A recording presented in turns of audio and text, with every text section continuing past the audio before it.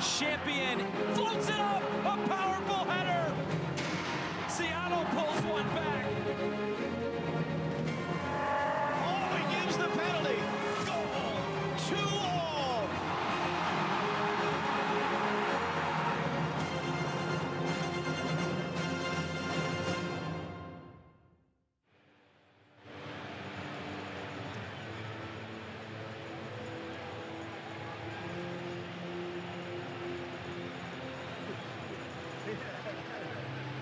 Just doing curls all day. That's it, yeah. Nice.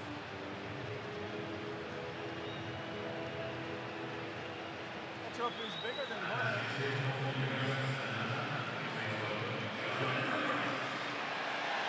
Capacity crowd in Seattle, Washington. We welcome you to Lumen Field. It is a sellout of nearly 70,000 fans.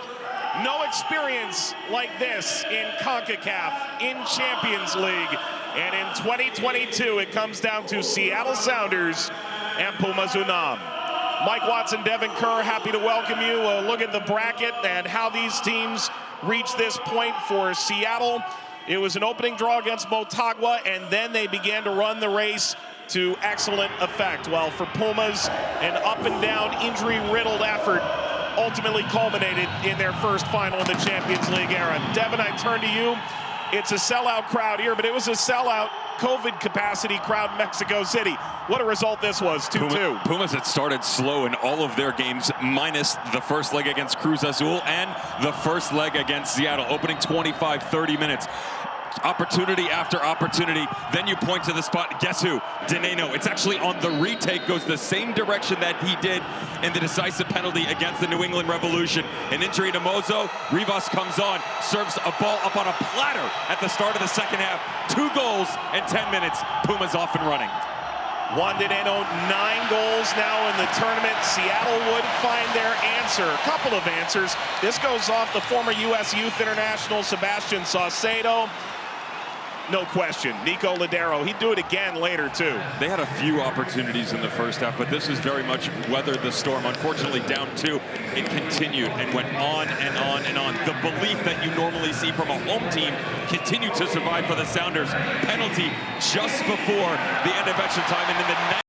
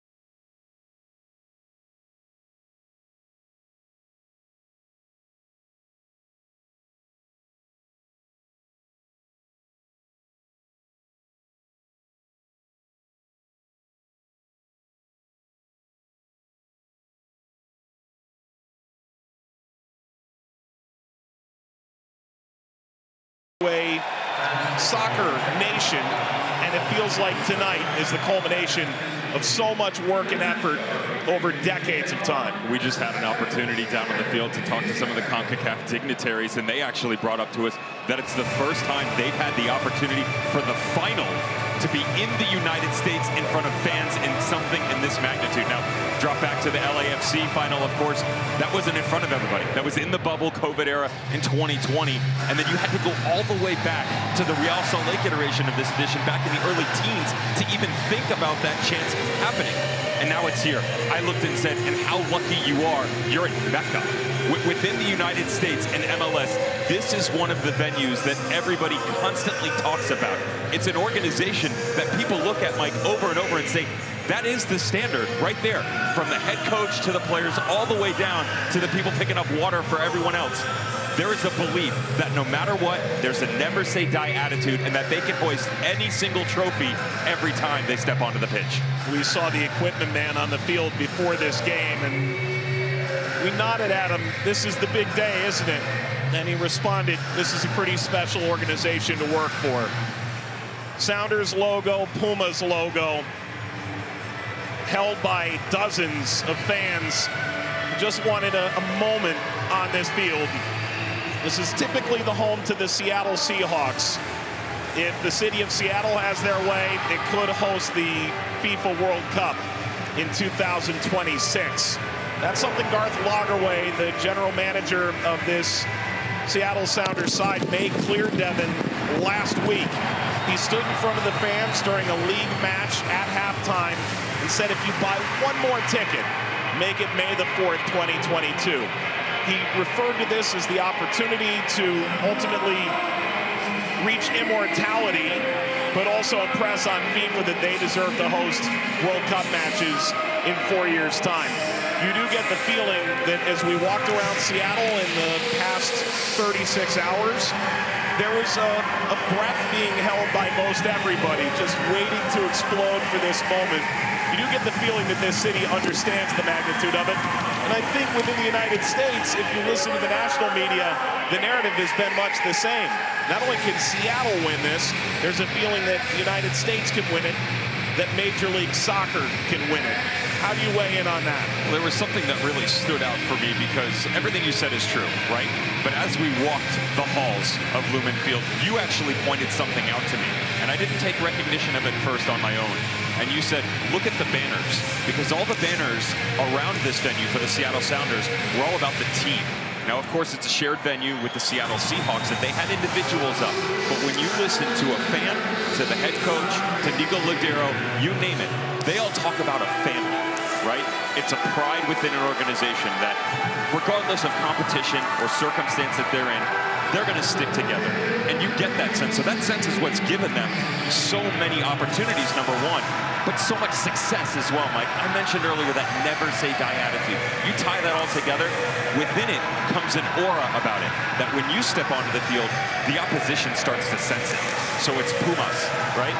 It's the Portland Timbers when they're playing in Cascadia. It's anybody within MLS.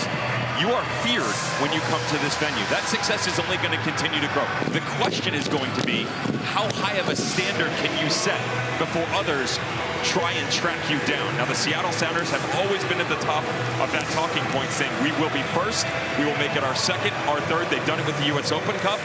They've done it with MLS Cup. The question tonight remains, can they be the first to do it in CONCACAF Champions League? Let's turn to Pumas for a moment. This group from Mexico City come from humble beginnings. They play in concert with the university in Mexico City. It's a group that's won 3 Champions Cups in CONCACAF, the previous iteration of Champions League.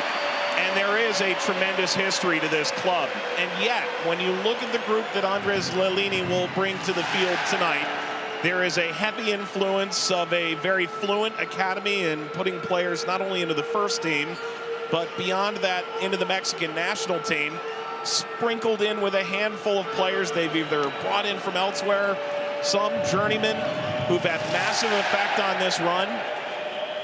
There feels almost like a destiny to this Pumas team. They've dealt with suspension, injuries, a dip in form in the league, and yet in 2-2 they have a chance to go on the road to Seattle and claim the trophy that eluded them. Most recent chance at a final in the Champions Cup, the previous iteration in 2005 when they lost to Saprissa. You do feel like they feel there is a tremendous opportunity in front of them tonight. With an understanding that Andres Lelini, the man leading him here at just 47 years of age, seems like such a seasoned vet with the decisions that he makes, tactically, what he makes his team capable of performing on the field, and yet he spent the bulk of his career in charge of academies, right? He started off as the academy manager, Boca Juniors, in late 2009, 2010. Then he goes to Europe and takes over CSKA Moscow. Again, the academy manager. He did it for Pumas as well. He spent very little time actually as the manager of a first team, and yet the transition back in 20 from interim to now first team manager was almost seamless. right? They've started to turn out results over and over, and you're starting to get that feeling of that the Pumas of old have started to return. Started is not completion, though. You can hear the fans in the background. We've seen them all around this town, Mike, with the belief that they can return themselves to almost that sort of immortality that they used to experience, both domestically and abroad. They've got 90 minutes to prove it. This team has a real belief within. Pumas in white, rave green for the Seattle Sounders, making their way onto the field to plumes of fire. Over 68,000, a capacity crowd, a CONCACAF Champions League final unlike any other.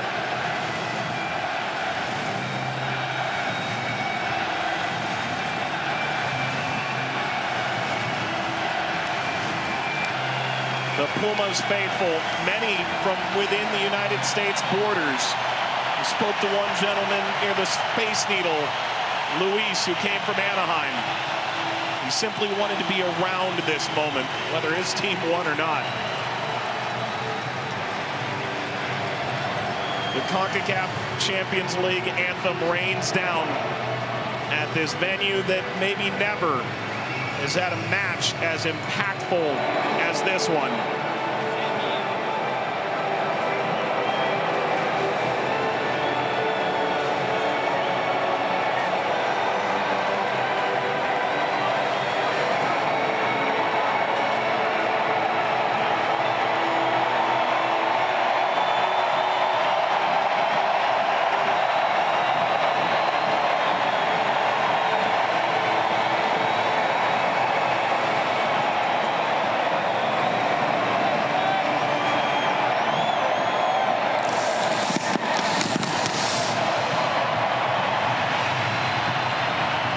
What an incredible occasion.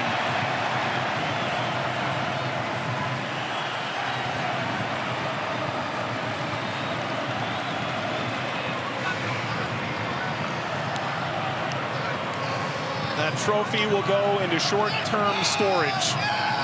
The photos that ultimately line venues for decades to come are the ones that are being taken right now. One will evaporate into the sands of time. The other will certainly stand the test of it. The supporters here in Seattle have been loud now for hours. And the tifo reads Kings of Cascadia, rulers of MLS, next CONCACAF. If they're to do so, Devin, Brian Schmetzer sends out this 11. They are unchanged from last week. A couple of question marks coming into the match and what's going on in the back line. Separation, which allowed Juan Dineno to get in between to set them up for those 2 goals. It's all about the front three, and can they set up Raul Ruiz-Diaz? He didn't get enough opportunities in the final third. When you move over to Pumas, you got to understand what you're going to match up against, right, Mike? Certainly so. There's the referee, Said Martinez. He oversaw the 2021 CONCACAF Gold Cup between Mexico and the United States. This is his 7th Champions League match in CONCACAF, his first Champions League final. Alfredo Talavera and Nico Ladero exchange pennants. For referees as well, an incredible occasion. In the VAR room, Ricardo Montero of Costa Rica will be in Said Martinez's ear. His assistant, Selvin Brown of Honduras.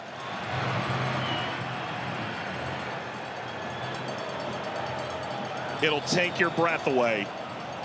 A unique venue in a unique town. Dev, here's the lineup for Andres Lilini. He's made 2 changes, one by requirement. Alan Moso's out, Ortiz and Caroso are in. 3 positionally. Caroso will move off the left shoulder of Dineno. Arturo Ortiz will come next to Freire. I love the combination there, but it comes down to the right back, Ricardo Galindo, and what his capability is in the absence of Alan Moso. Devin, describe this moment as a former player, as a manager, as someone who is ingrained in this team. Excitement. Emotional, fear. The last thing you want is regret. That won't be in the mind right now. This is just all about focus. Regardless, home or opposition, head on your shoulders, front of you. with the belief that anything can be done. You've done so much to get to this point. Don't let all of that escape you. Take each and every opportunity put forth and go win yourself a title. Pumas will get the first touch. The second leg of the Scotiabank Concacaf Champions League final in 2022 is underway. A record-setting crowd in Seattle as Pumas of Mexico take on the Sounders. Level 2-2 on aggregate.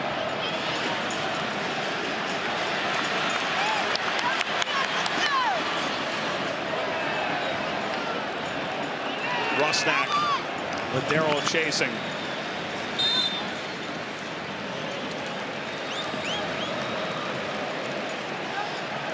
Devin, where's this game won?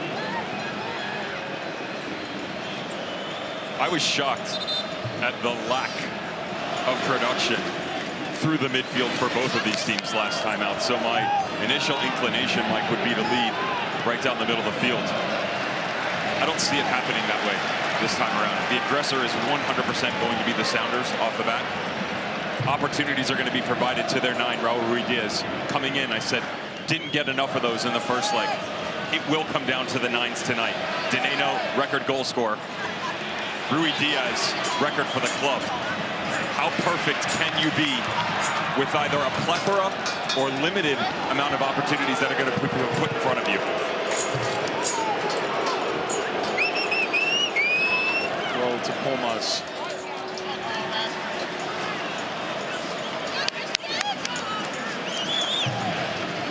Does feel like a crowd prepared to live and die with every moment.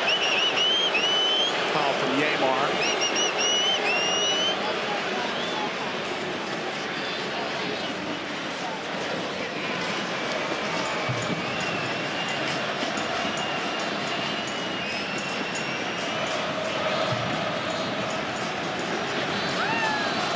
Sent long for Dineno. Not by Yamar. Dineno.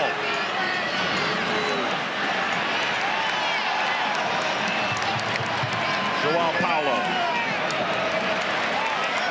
Maripao. Skitters free, kept alive by Caroso. Ball across for Diogo.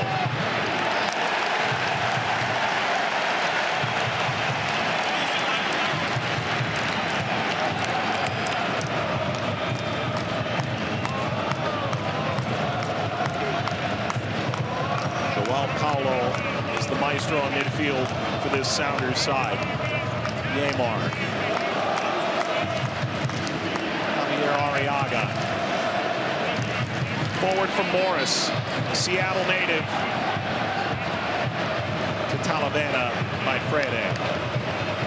How significant is getting Arturo Ortiz back into this group, suspended for the first leg due to a red card in the second leg of the semifinal? It's massive. It provides the steadiness next to Frede on the back line.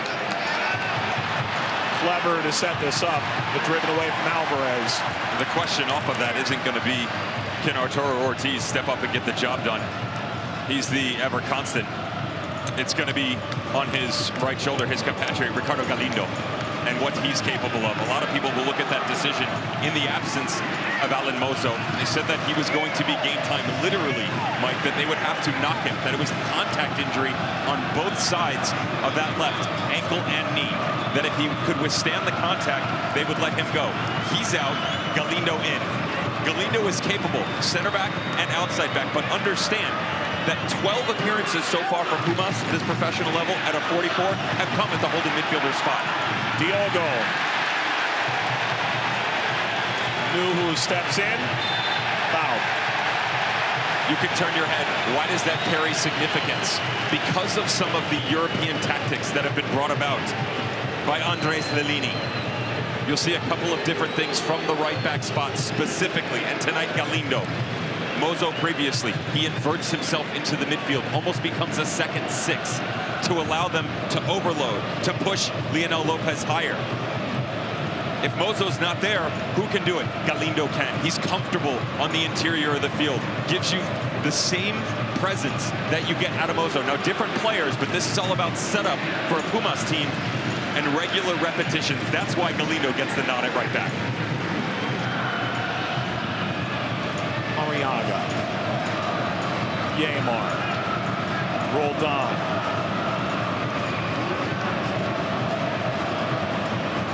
Pressure in the back. Rolled out. Joao Paulo. Don will get up that line, and he has now.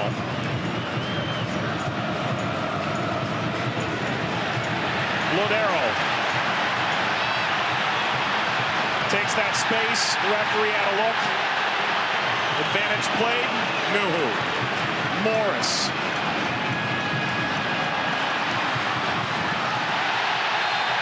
Referee blows. And Nuhu massaging his right thigh.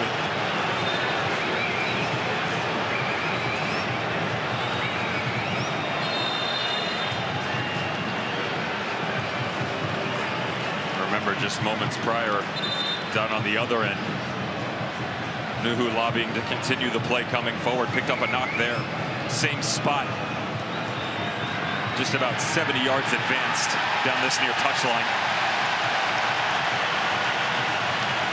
First yellow card of the match, and that's a big one for the 24-year-old who, to your point, Ricardo Galindo, hasn't gotten that much experience within this first team.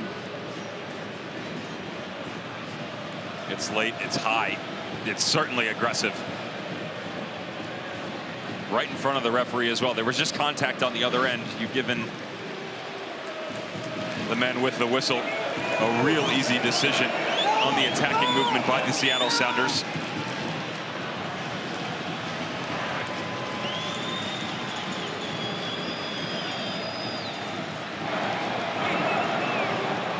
Nuhu still being attended to with the card. He can re-enter, and he has. Lodero.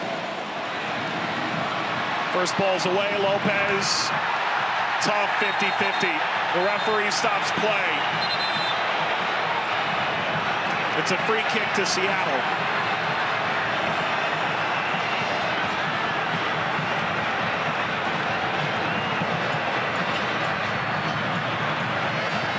Brian Schmetzer looks on. His father owned a sporting goods store in the Seattle area. He was the manager of the Sounders in USL, and he sat and learned behind Siggy Schmid for quite some time. Schmid, the last manager from the U.S. to win a Concacaf title. Another look here from Lopez. It's late on Joao Paulo as well, and what's more concerning as the two boys get up in their clash here, Brian Schmetzer's actually checking on the backside. They're looking at Nuhu. He's in trouble.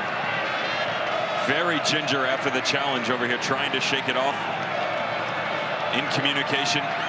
They've already got two boys up on the sideline, and he's down.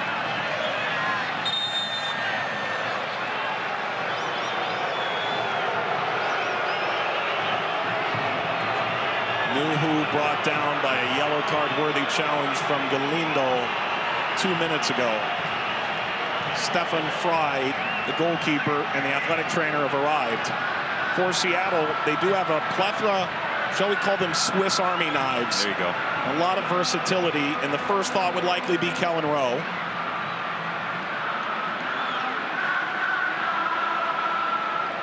At the outside marking back position, there's really no other thought, to be fair. Now, you can move some pieces around, to your point. But this early in the game, Mike, for a quick change, the only thought can be Kellen Rowe. Immediately up on his feet, Brian Schmetzer looked over his shoulder, gave him a nod to get moving. He is down on the near touchline, going through the motions. It looks like, at least via communication, that there's a very good opportunity that that's the move that will be made. Andy Rose coming over, just checking in, some last-minute direction if they are to force the hand early here on a substitution just 10 minutes in. Shades of the first leg, to be fair. Alan Mozo, that was a little bit further along within the game. You think you have every single situation planned out until you don't. Something like this happens, and the guy that they've been so happy and lucky to have at the outside back spot. Not sure if he's going to be able to persevere through this one. Nuhu's Cameroonian national team qualifying on away goals against Algeria. One of the great stories of a side qualifying on nearly the final kick of the final qualifier for Qatar. Lopez and Joao Paulo being welcomed back in. Ladero the cross. Back toward Christian Roldan. Alex Roldan now. Brothers playing for different senior national teams. Christian now the American international. Rusnak.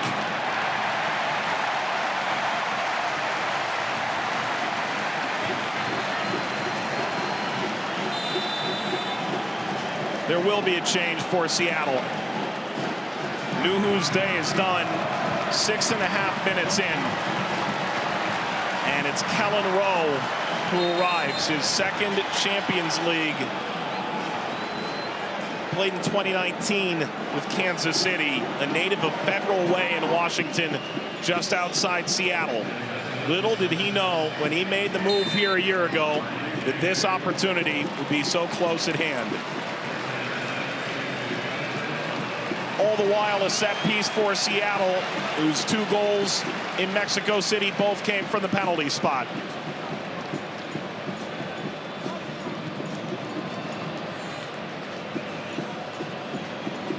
Rusnak delivers. Dangerous ball all the way through. Sits up as far as Joao Paulo. Rui Diaz had to go.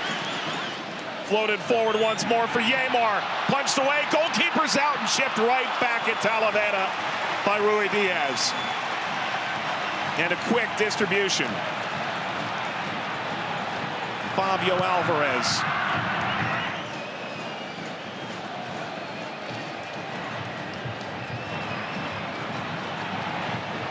The lightning speed of Caroso.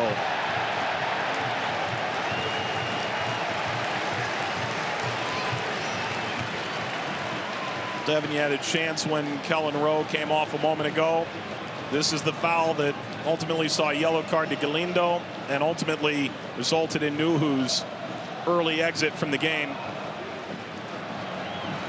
What do you get differently from Rowe on a positive end? His technical ability. That's the easy answer because he is so good at the ball with his feet. The attack-minded prowess you will get out of him isn't just the linear thoughts that you do get from Nuhu. Now, Nuhu physical, high speed for sure, especially on the top end, and the physical presence is there. But the way that the Sounders like to rotate and interchange, both at the outside back spot when you invert in, the runs down into the channels, and the movement to the interior to combine with guys like Rusnak and Joao Paulo, that suits Kellen Rowe's game much more. Rui Diaz, Galindo. Foul from Rui Diaz, who's arguing that play should come back to the previous contact. An argument he will not win.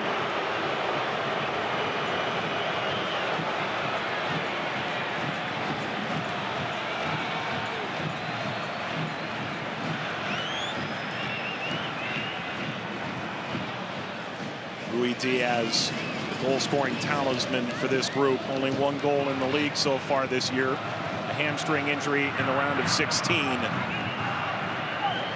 causing him to miss a couple MLS games.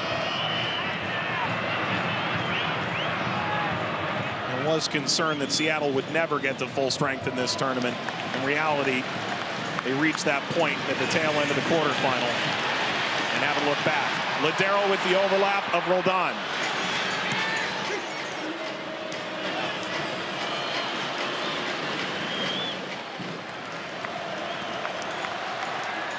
Rusnak.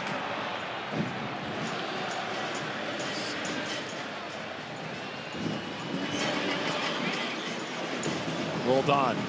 Joao Paulo. Ladero. You could argue there's a Sounders history before and after Ladero. Perhaps the greatest dividing line in the club's immeasurable history in this country. Ball ahead for Morris. Jordan Morris deflects back. Morris will have another bite of the apple. It came off Ortiz. Morris, Rui Diaz bounces into Talavera. And a quarter hour in, there is very much life to this Sounders attack. Pumas getting a much different look at the animal that is at Lumen Field for the Seattle Sounders. Rotations galore, second and third chance opportunities. Look at the late delayed run on the back post, which actually pulls Galindo back to the inside. As Ruidiaz checks back in, it's that little pocket that you can get away with. Sometimes that run is going to come from Nico Lodeiro. You'll see it from Jordan Morris. This time, it just happens to be their number 9. Ortiz. There's the technical ability of Rowe, but taken back immediately. Alvarez crossed the field. Corozo has an option wide. They get a second look at that. Instead, crossing for Diogo, who towers up.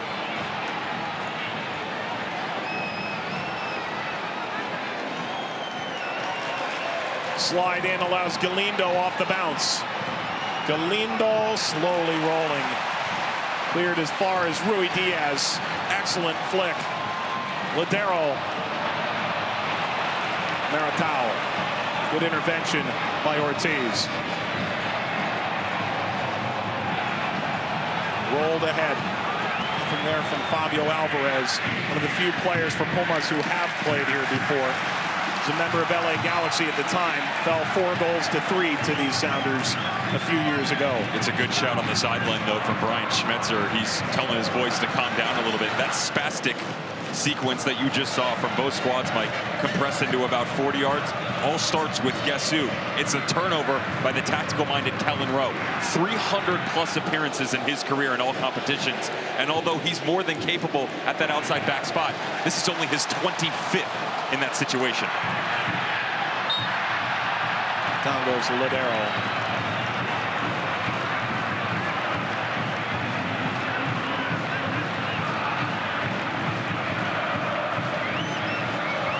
Lodeiro. Joao Paulo. Option curling in on the backside.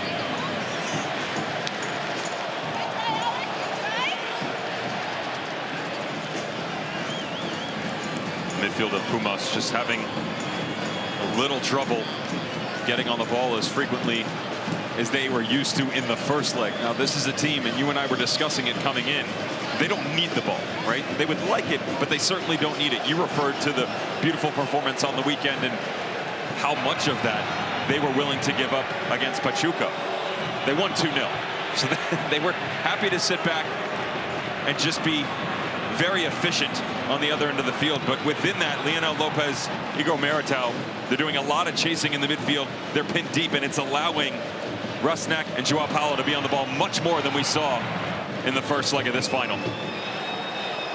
Corozo.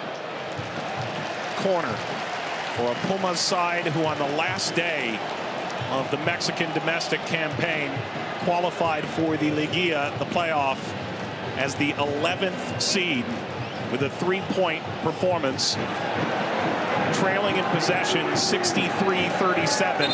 The 2 goals from Juan Dineno, whose price tag continues to balloon for whatever takers there may be down the line.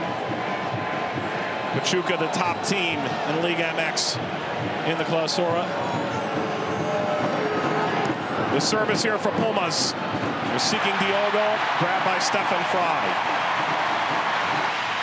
Born in Switzerland, the U.S. citizen since 2017. And there are certainly whispers, perhaps louder than that he could be the perfect third option for the U.S. to bring to Qatar. Ahead for Ruidiaz. Ruidiaz circulating, firing at Talavera.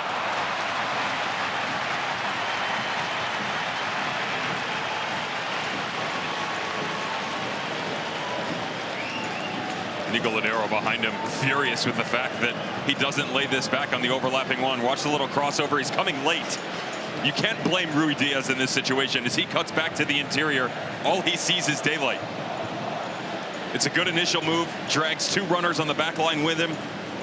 One-on-one with Talavera from distance, albeit, but still a good chance. Again, from the Seattle Sounders, we haven't seen Ruidiaz this active and in a Champions League match since basically halfway through the second leg of the semifinal. I mean, you missed him so immensely, Mike, throughout what has been a brilliant tournament for this Seattle Sounders squad. I told you that the first leg, the goal that they scored against NYCFC is one of the best that I've ever seen by an MLS squad. And it went from that to almost being non-existent in the opening 90 minutes against Pumas. This is a fantastic response so far for the home team. 20 minutes gone in the 2022 Scotiabank Concacaf Champions League final from sold-out Lumen Field in the Pacific Northwest of the United States. We know already, without knowing the exact figure, that this is the highest attended match in this competition's history. After over 45,000 packed in Mexico City in a torrential downpour a week ago. Morris. Galindo.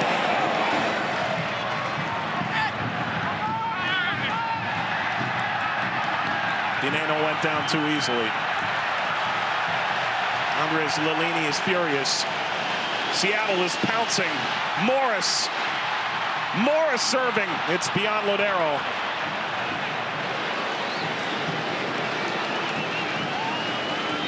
Dev, I think fans who have not experienced the field surface here in Seattle, you and I walked on it a little bit yesterday and today, once it had been dragged once again. It is an artificial surface, and we've seen some unique hops off this field that perhaps Pumas, having never played here, is getting used to as the game goes along. It teases you a little bit. As you step onto it, it's extremely hard.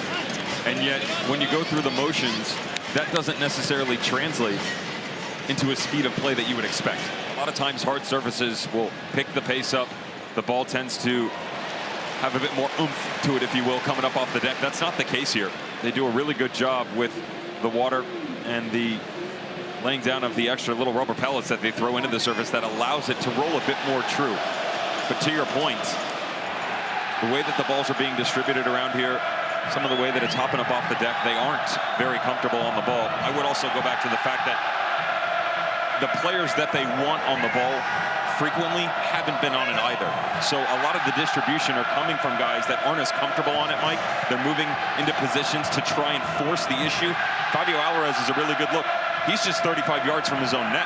That's one who likes to play off the back shoulder of Dineno high up on the field. Caroso.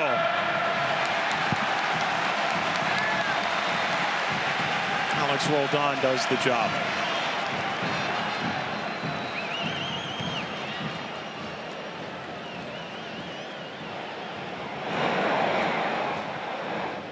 Fry. Morris. Rui Diaz, who aerially seems to punch above his weight. Rusnak goes down.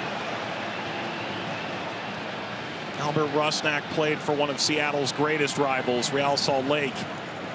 There's a belief over the offseason as a free agent that perhaps Seattle could get him. It was a month-long game of cat and mouse. Rusnak back up and about. Ultimately, he's been vital to the Sounders' run in this 2022 Champions League. Played every minute of every game but one.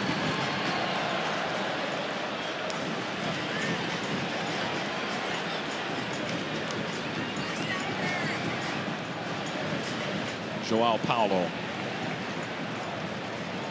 Arriaga ahead from Yamar. Joao Paulo. Kept it in on the line. Lodero.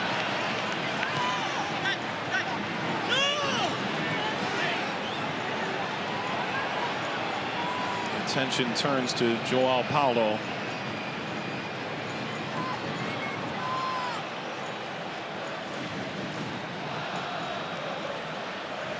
Voted Major League Soccer's third most valuable player a year ago.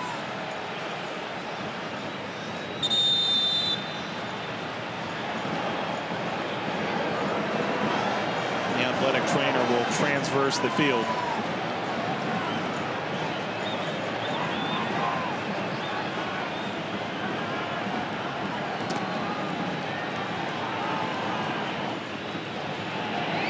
Groundhog Day, 25 minutes in. That's not the look that Brian Schmetzer is going to be after. Going to be a snake bitten here after his midfielder, the talented Brazilian, going down on the far end line.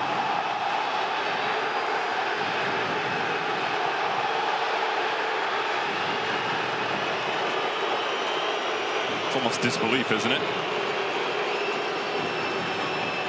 You never want to see any of these guys go down, and especially the ones that, you know, they have such a massive impact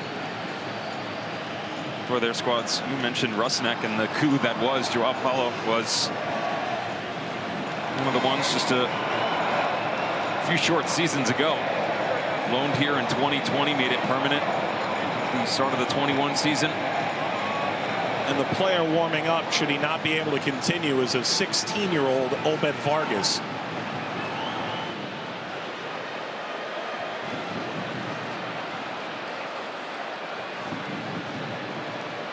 I've never noticed that they have the silhouette of a body on that.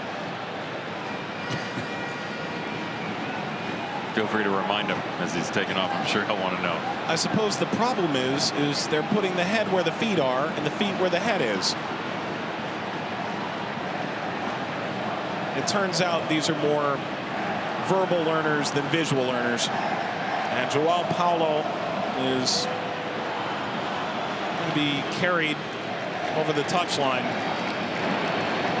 They're looking like on the sideline they're getting ready to make that change as well. 2 subs, 27 minutes in. 2 windows, which of course, as you move forward, still 5 subs in this competition over 3 windows. And indeed, Obed Vargas will enter. The halftime intermission, should Seattle choose to make changes, will carry that much more weight. Seattle playing for the moment with 10. And the Sounders, who finally got healthy, have watched 2 of their cornerstone players off the field in the opening 30 minutes of this final.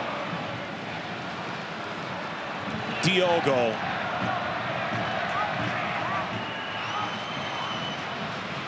The return, Rowe in his wake. Well done by Yeimar. Dineno chasing in the back of Christian Roldan.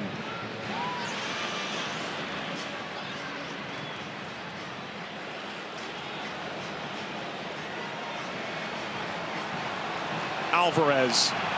He'll take all that space. Corozo. Ball deflects down. Dineno in the box. Dineno denied. Yeimar in the nick of time.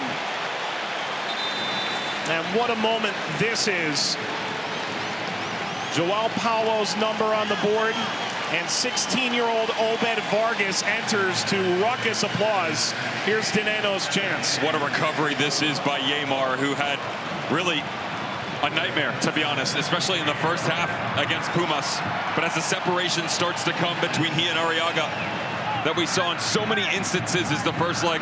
Great job closing it down. That's the bread and butter of Dineno on full display. Those quick little half turns, pushing the massive amount of space even further between the 10 towers on the back line. Devin, to be frank, Major League Soccer has been known for pitching silver bullets. The designated player, the under-22 initiative, the homegrown player, the draft. They've found a number of ways to try and incentivize clubs to think differently and reach the level of depth that the Mexican clubs have historically maintained. Obed Vargas, 73 in Rave Green tonight, is the perfect example of that fruition. Diogo, too far. Corozo.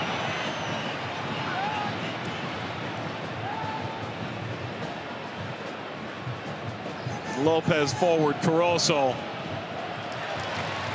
spearing header away. Seattle does youth development different than most any other club in Major League Soccer, and yet they've pushed out a tremendous number of young players.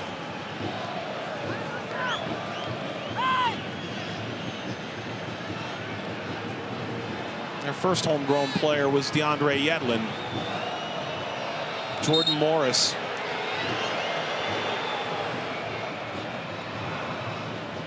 Ladero. As far as Rui Diaz.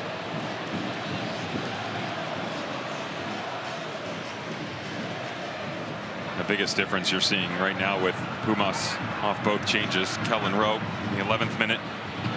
Obed Vargas just about 90 seconds ago, is right here. The ability to get Diogo much higher up on the pitch. He had been pinned back on this right-hand side. Fabio Alvarez overtaken by Rusnak. Because of it, that high line defensively much more present for the Seattle Sounders. Give them a tonnage of real estate to work with. More importantly, Joao Paulo and Robert Rusnak on the ball a ton. Good balance within the attack so far. I mentioned the activity level at a high pace for Rui Diaz. That's got to remain here. You have to find a way to make that change quickly in the midfield. The momentum cannot sway another direction right now. Otherwise, that disbelief that you're just going to be another notch on the belt of an MLS team that couldn't push through will continue to plant its seed of doubt further and further within your squad.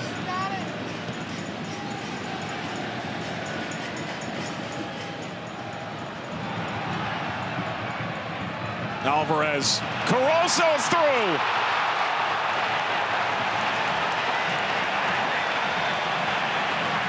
Andres Lilini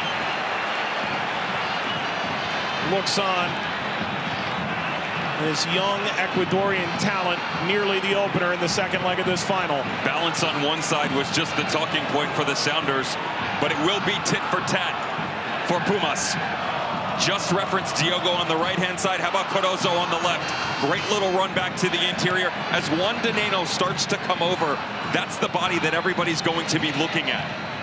It's the big nine up top, who seems like every time he steps onto the pitch the last couple of games, he sticks two into the back of the net.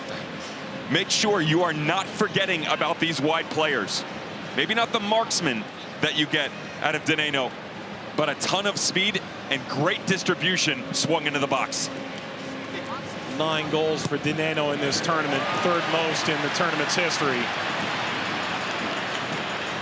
8 have come in the 4 home games, 4 braces. Driven forward for Morris. Talavera, strong-minded, strong-willed catch.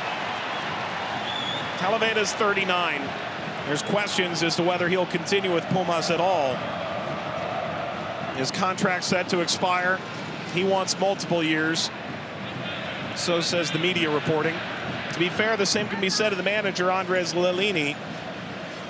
Chivas, one of the most celebrated clubs in Mexico, appears to be swooning, making overtures. His contract expires in December.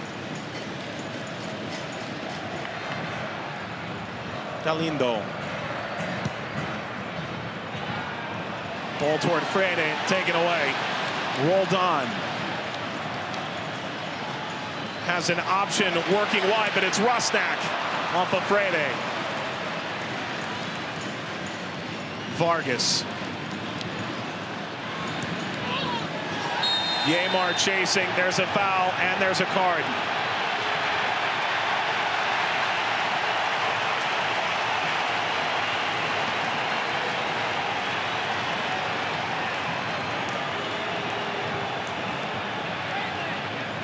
Another very late challenge on the foot, and then the follow through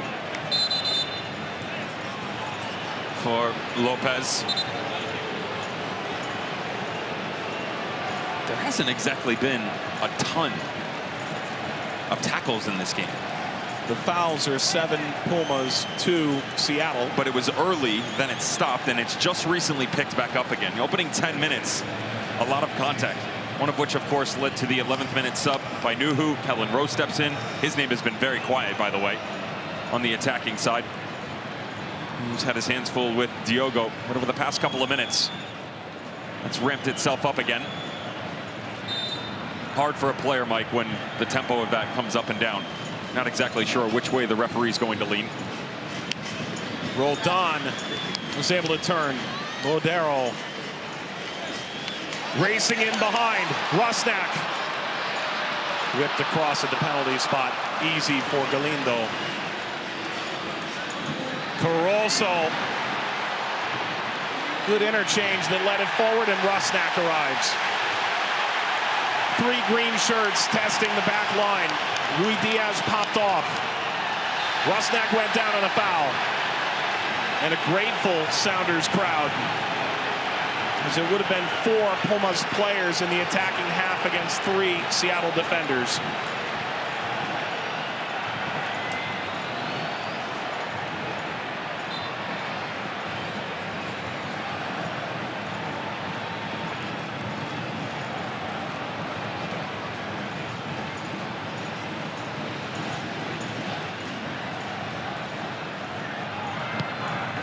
Rowe, Jan Lodero. Devin, we walked into this venue tonight and you expressed concern. If you get to 30 minutes, if you're Seattle and you haven't scored, or this game billows into the second half, you'd have to think Seattle, under pressure to begin with, would be even more so now with injury. But it isn't really a side that in this particular instance feels most prepared to go behind and come back to win.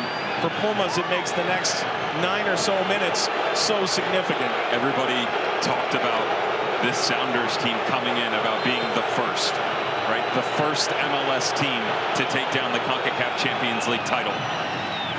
And in order to do that, obviously a tremendous amount of pressure comes along with it. But I thought it was a two-edged sword coming in, Mike, because one part is, yes, I agree with that sentiment. The other side of it is, in the modern era, the 13 iterations that we've seen, a Mexican squad has always taken it down. So how much pressure is on the shoulders of Pumas to remain atop that mountain, right? They have to bear the same amount of tonnage in terms of how much pressure is being thrown at them as the Sounders have. Maybe even more when you consider local press and media and things of that nature. Can you carry on the torch such as others, like the Monterrey, like the Club America?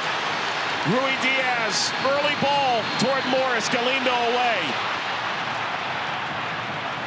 To your point, the last team that lost a CONCACAF final from Mexico was Pumas to Saprissa in 2005. It's been 16 consecutive Mexican champions in CONCACAF. And just to add on to it as well, the initial part of it was about the Sounders, right? 2 of your starters have gone down. Nuhu off, Joao Paulo off. Haven't exactly seen the same consistency that's to be expected. You start to look around and go, the chances aren't falling. We're injured. We've had to make changes. Opportunities are starting to come. We haven't scored. This is going to be another one of those things where you always hear the white noise, Mike. I promise you, people say they turn it off, they don't talk about it. They're aware of the fact. Is this now, as the game goes on, I don't think we can do it. That happens to players and their psyche.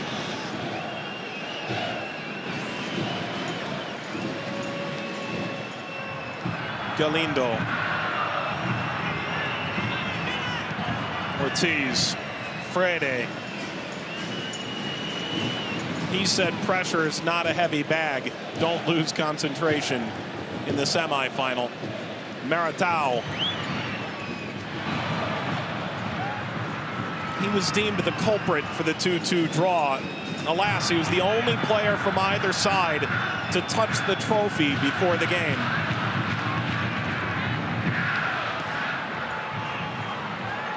Rest assured, he did not touch it yet tonight.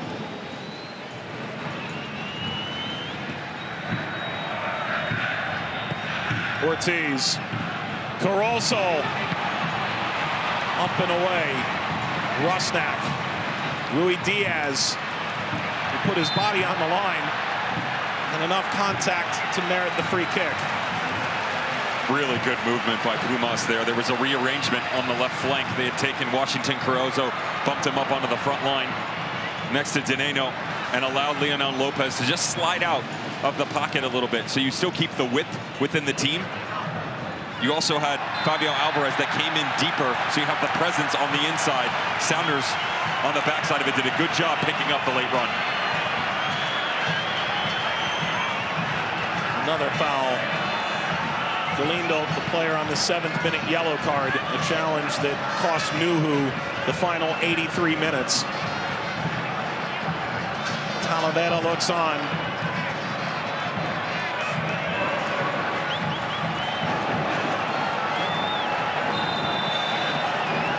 Rusnak steps away. It's Lodero. Backstopped by Alex Roldan. Circulates again. And now Pumas can most certainly run. Getting by Rusnak, in goes Yamar. He got the ball. Dineno flies to ground. Dineno, one truly great chance that Yamar snuffed out. Otherwise, through 41 minutes, the golden man, the marked man, has been a quiet man.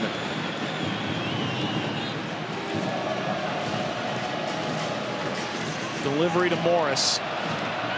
Read it off the hop well. Rui Diaz is alone there. Sliding effort in from Lodero off target.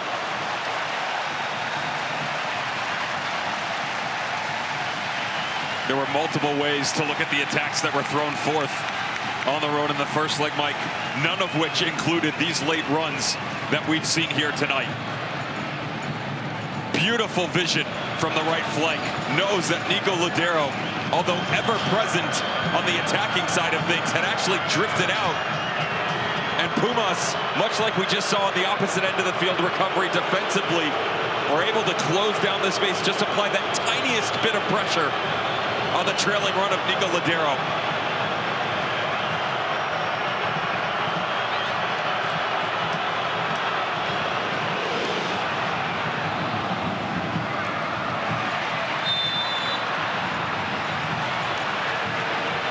Foul from Yamar into Dineno.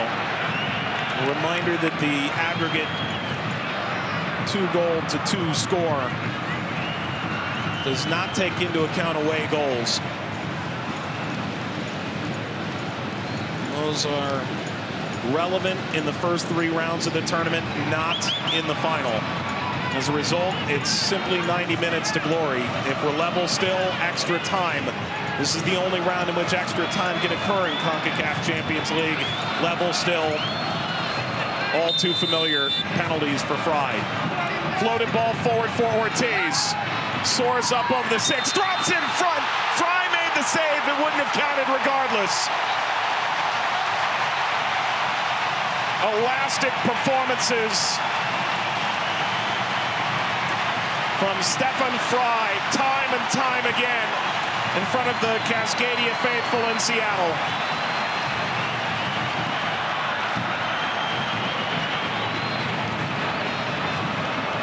It's pretty awe-inspiring stuff here from Stefan Fry, regardless of the fact that it wouldn't have counted. You mentioned earlier, could his name be involved for the U.S. men's national team, given everything that's gone on, right? Injuries, the depth, lack of quality overall within the performances. That's a real good look as to why, yes. The conversion to U.S. citizen just a few years ago, easily throw his name into the mix.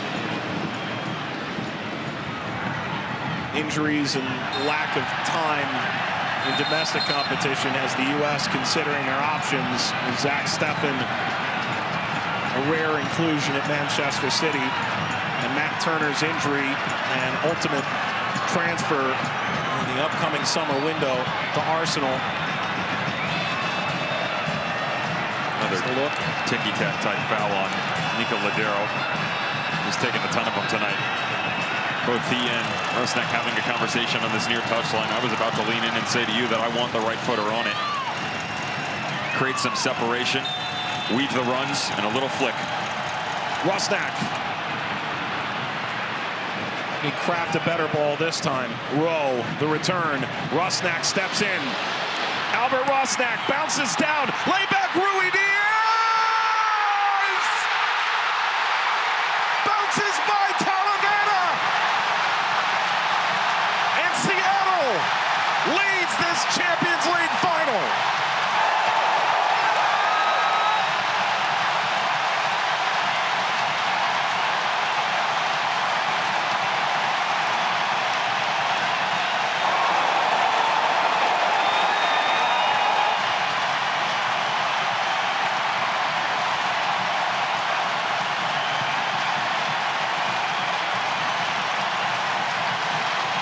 Odds stacked against them? Absolutely not.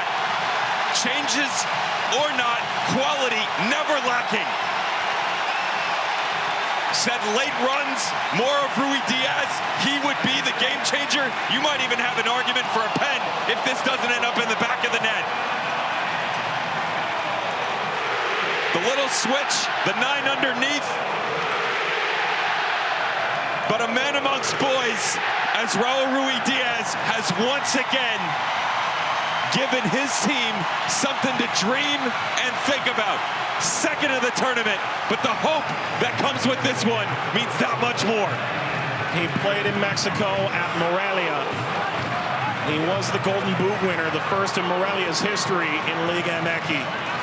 He comes to Seattle, and he provides a moment that could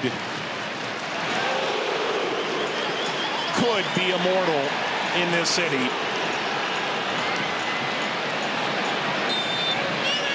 Seattle, who trailed in the first leg 2-0, 50 minutes in, now 3-2 up on aggregate and 1-0 up on the night.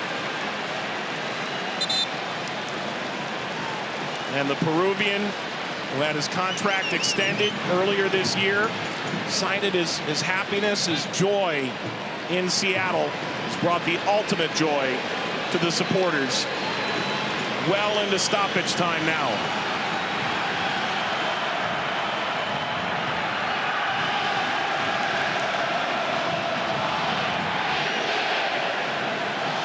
Lopez, Caroso.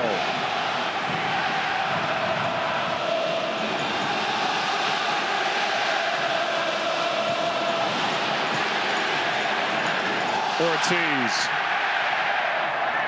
Galindo. Shuffled up to Morris and through Maratao.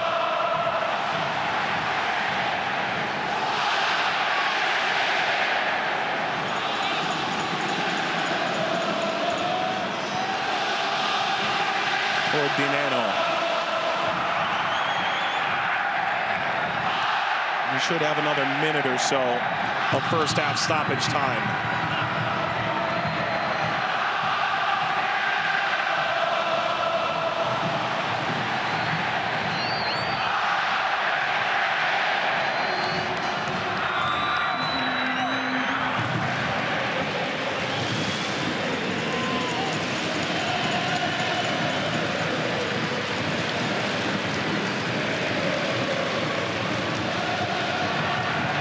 Ball sliding up to Arriaga.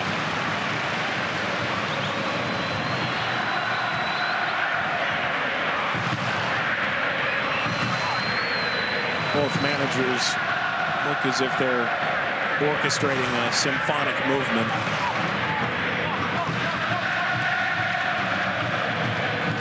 Rowe, a dangerous header back inward.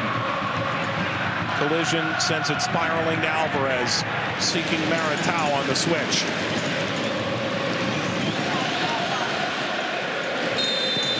And the halftime whistle arrives. Seattle has their goal, and yet still 45 painstaking minutes. While for Pumas, a deflection off a Rui Diaz effort The only thing that broke them in this first half at sold-out Lumen Field in Seattle. Of course, it had to be Ruidiaz, though, right? Coming in, he was going to be the game changer, the vital piece to give them a lead. My hat's off to the Sounders because of the fact this would have been easily to fade away quietly into the night. The two changes, the injuries, the attacks that started to come in waves for Andres Lilini and Juan Dineno, but instead they stood fast, found a way to go and get their goal. Understand this, the last 5 games, either single or double leg in this tournament, the team that scores first, 4 out of the last 5 have gone on to win the whole thing. Seattle 1, Pumas 0 on aggregate. Seattle 3, Pumas 2. And 45 minutes may separate us from crowning a champion in CONCACAF in front of nearly 70,000 in Seattle.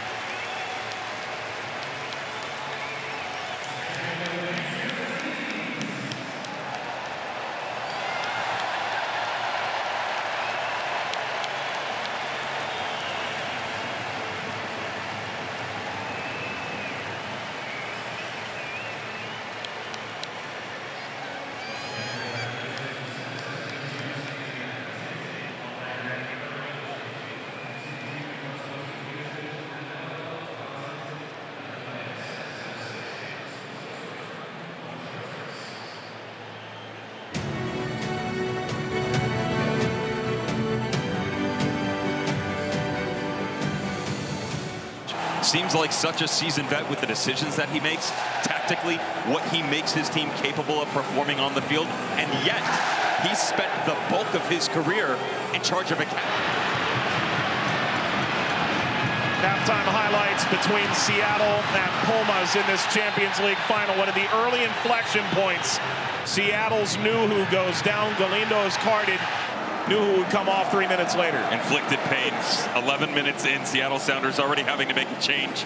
In steps Kellen Rowe, who with all of his accolades that he's compiled as a professional in his career, just recently starting to move to the outside back spot, but it hasn't been bad by any means. The good news is that we saw a ton of Raul Ruidiaz. That was not the case on the road in the first one. Bad news, Just 18 minutes later, they would have to make another sub. Joao Paulo down the right flank. Even though Ladero picks this up and they get a half chance back into the box, Brian Schmetzer once again has to go to his bench.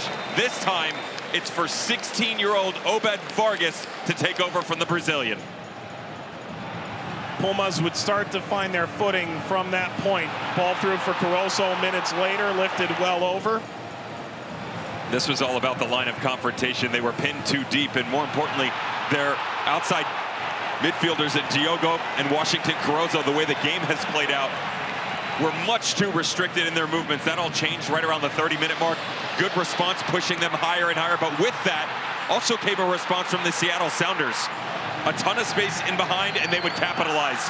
Just before halftime, the drop back in. What a ball this is. Pinned off to Raul Ruiz-Diaz, who for the second time this tournament finds pay dirt and tickles the nylon. Second of the tournament for Raul Ruiz-Diaz. And Seattle, a 3-2 lead on aggregate here in Seattle, Washington. A look at Lumen Field and a look at our first half statistics, Devin. I would say that the good news is both of those shots for Pumas came from their guy, Dineno, right? One of them coming from inside the box. The bad news is that's really all you saw. Excellent job defensively by Arriaga and Yeimar from the Seattle Sounders to start to close down that space that Juan Dineno was operating within. If you're the Sounders, I don't see this being enough, just the one. You have to find a way to continue to distance yourself in the second half. At halftime in Seattle, in the second leg of the 2022 Scotiabank Concacaf Champions League final, it is on the night, Seattle 1, Pumas 0. And on aggregate, Seattle 3, Pumas 2. The official CONCACAF app. No matter where you are or who you're rooting for, you can watch your favorite competitions, teams, and players on the go. Get the latest news on all things CONCACAF. Get access to stats, play-by-play, players' information, schedule, and standings. Get instant notifications and alerts. Discover other fans like you.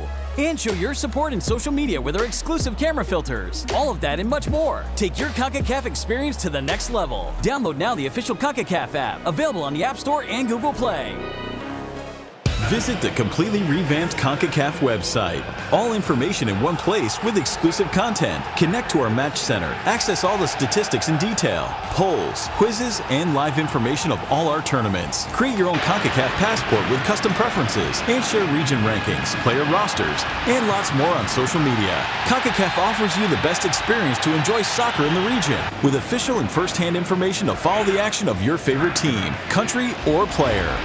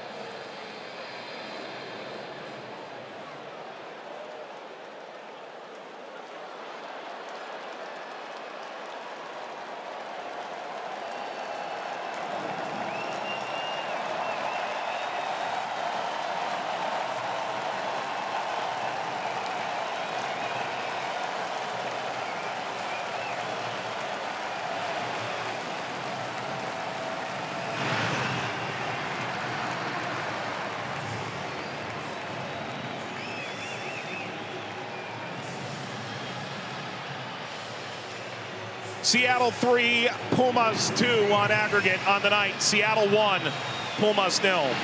There are nearly 70,000 souls in this stadium.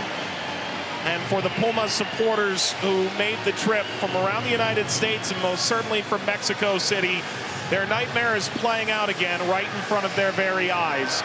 The last Mexican team to lose a CONCACAF final trailed the second leg.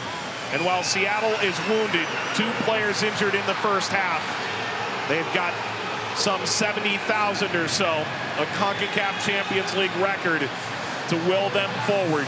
The goal from Raul Ruidiaz, a diminutive Peruvian who always seems to punch above his weight. The Sounders are 45 minutes away from bringing the United States their first CONCACAF club crown since the 2000 Los Angeles Galaxy, and end a run of 16 consecutive Mexican title winners, including all 13 in the Champions League era. There is a palpable energy in this city that has existed now for days.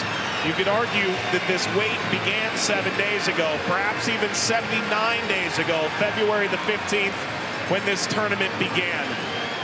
But for most in the United States, they say this decade has been as painful as any in Major League Soccer's history. They've never been able to get over the hump, and today they are just 45 minutes from that rare moment of first Champions League crown in Seattle. Pumas pushed back to their own end line, and Talavera will put this in play. Devin, you look at Brian Schmetzer on the sideline. We saw him yesterday at the end of training. He looked pensive by the corner flag. No one near him. He watched the players as they made their way off single file. And I wondered at the time, through his mind, thoughts, emotions, what goes through his mind now? Completion. See the process out. I mean, this is something that every single player in MLS has dreamed about, for sure. But not many have actually truly been in the opportunity to find success within it. Rusnak, clever idea, and the player down. There was a whistle, and now with the ball rotating back toward the injured Pumas player, Zaid Martinez, citing a potential head injury, is called the athletic trainer in, just as the crowd seemed to believe that Christian Roldan had evaded some 3 or 4 Pumas defenders to break through to the end line. Oh, the head off the shoulder. And that just spins back for Velarde up off of Christian Roldan.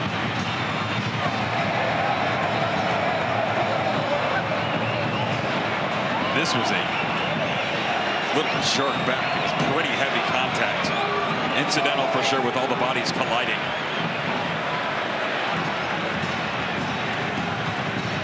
Andres Lelini looks on, his fellow manager on the other technical area as well. Efrain Velarde into the shoulder of Alex Roldan. Velarde joined the Pumas Academy in 2000, 22 years ago. He was 13 at the time. He was the second youngest Pumas player to ever score in the league. That was in 2004. He's played well over 300 games for the club now. And through thick and thin, he's been their main man. He makes his way off under his own power. That's Lumen Field. In 4 years' time, could you be watching a FIFA World Cup match? Certainly there are many in Seattle that dream of that moment. They hoped tonight would be a showcase for this city. One that's the birthplace of technological giants like Amazon and Microsoft. They've also built something truly spectacular here. Roldan. Off of Maritao. Corner, Seattle. It was off a recycled set piece that Seattle scored the opener.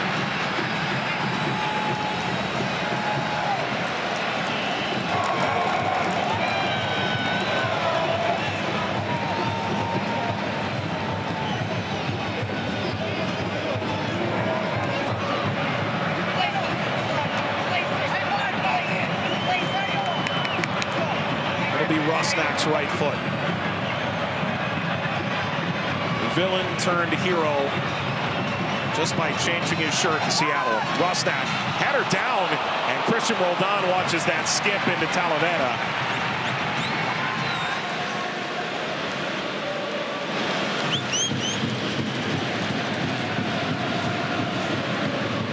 Bounced by Alvarez. There's Diogo. Alvarez once more. Notice on the bottom that the lineups remain unchanged, of course, for Seattle Sounders. The two changes that were made due to injury in the first half. Kellen Rowe on for Nuhu, 11th minute. Obed Vargas, 18 minutes later in the 29th for the Brazilian João Paulo. Excellent response by the Seattle Sounders as the half went on. They were definitely the aggressor, the better team 30 minutes in, and then Pumas had worked their way back in.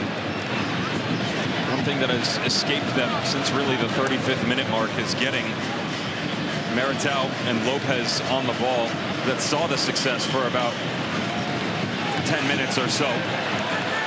Meritau has come deeper. You know, Lopez has actually pinched to the inside, almost in front of him at certain points in time, so they're lacking width within the interior to build off of each other. There's not enough depth.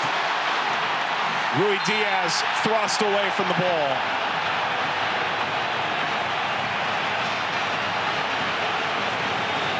Meritau, arms extended, back to the scene of the crime. As this occurs, Mike, I just talked about how they couldn't link up, but defensively, it caused problems as well. When you don't have that separation, 5, 7, 10 yards in the center of the park, and you start to stack one in front of each other, not only can you connect the dots going one direction, but the other way, you've got a lot more ground to cover defensively. That's what happens here for Igor Meritau. Ball down the left channel, has to rotate out of the pocket, and creates contact with Rui Diaz.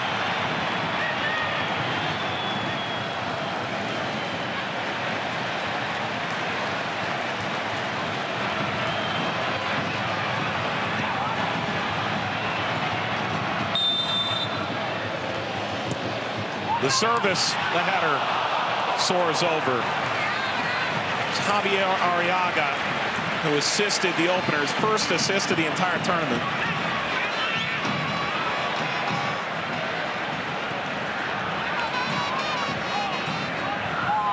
Not every day you get such great hold-up play from your center back, do you? They'll take it any way they can get it.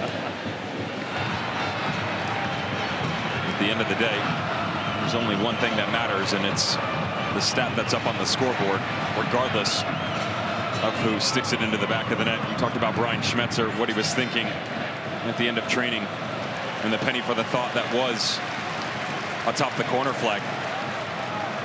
Such a family and community-oriented man who has really ingrained himself into this magical organization that is the Seattle Sounders. Seattle native, has been involved in the capacity within this team since the 80s, believe it or not. And he always says that it's about we, you know, the first for us to do it, not necessarily an MLS team. At the press conference before the match, they asked him what would it be like to be the first team within the domestic league to take down the CONCACAF Champions League title, and he said, to be honest, I think about us first, process it from within, and then we could start to see what that looks like on a national stage, but it's about us first and foremost. Good clearance by Rowe under pressure. Driven away by Fry.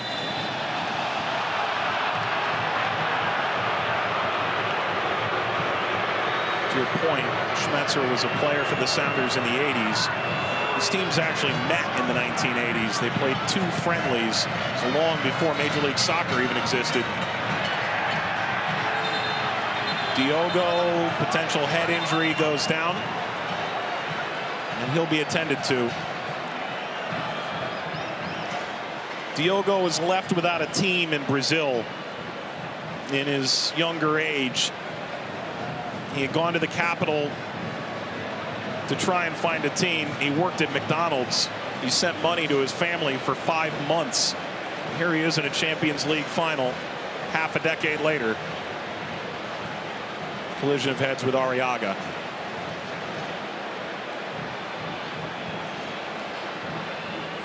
Initially, the concern was for Diogo. That concern is now rotated to an injured Seattle player. Seattle did use 2 windows in the first half. Should they need to use their third, they could use as many as 3 substitutes. But it would be the end of the line for the night unless this went to extra time. The latter portion of that is going to be the biggest fear, not necessarily having to use a sub right now. If you're a Seattle Sounders fan, here are 2 of the boys that you just saw, Nuhu and Joao Paulo. It's a heck of a wrap on the knee of the Brazilian midfielder for the Sounders. The good news is much more active Arriaga after the collision on the head-to-head in the box with Diogo than the other 2 were that immediately saw them come off.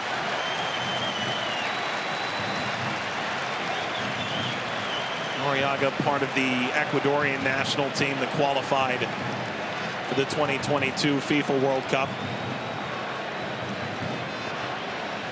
By a mere 2 points. He did it on the last day.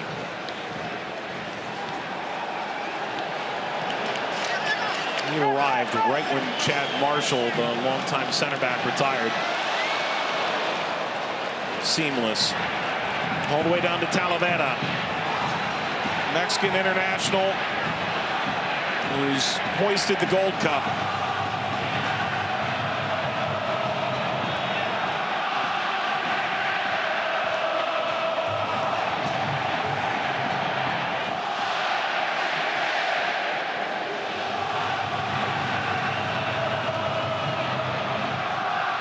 Frede ahead, Velarde.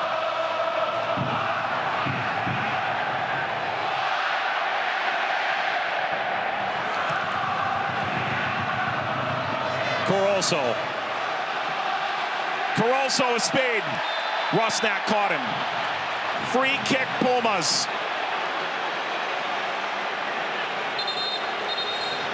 And the yellow card will come out. Rusnak is the first Sounder in the book. You can't really blame a referee with the run that comes from Washington Cardozo. Good job on the cut back to the interior. Everything has been down the other side. It looked to be real time, like the contact was created by the Sounders midfielder. That look right there trips himself up. The famed turf kraken of Seattle.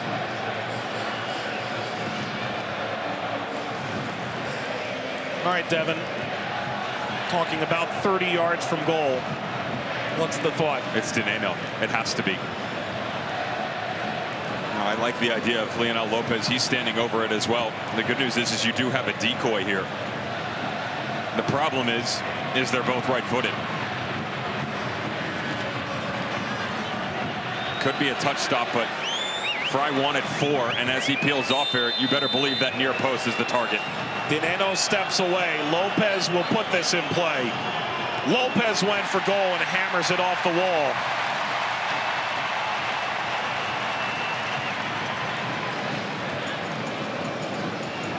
Caroso stays in Lopez.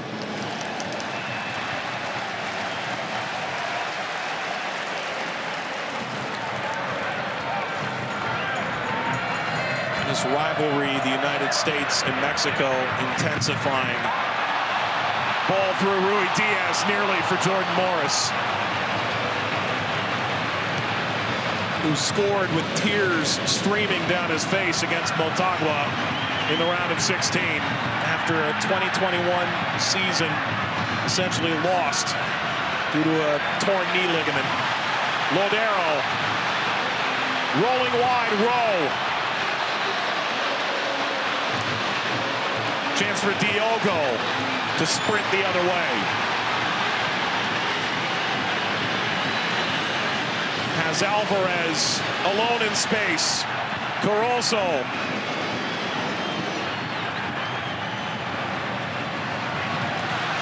Bouncing off the deflection. Roldan reverses. Alex Roldan. Driven away by Yamar. The header's unconvincing. Maratao. Contact and a free kick. And what a place to get one for Pumas.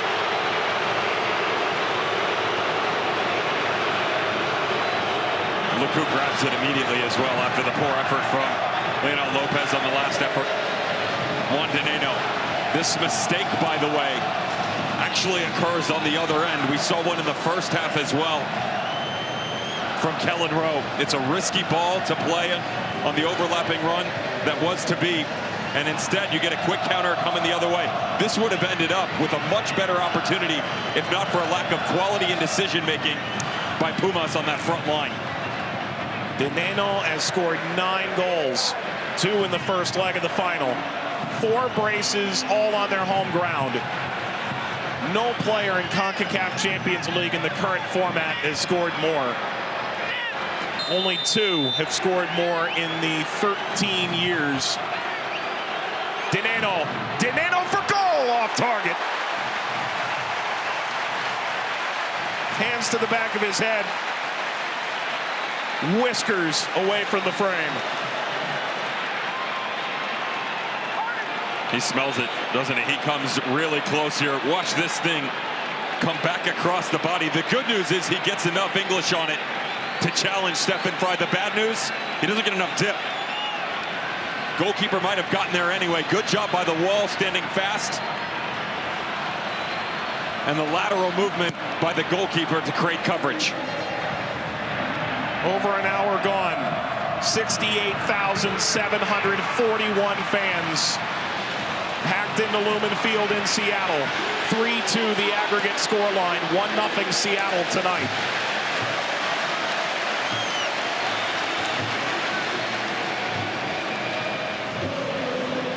Rolled down the line, Ladero. Contact to the edge of the area. It's recovered by Pumas. And back to Yamar.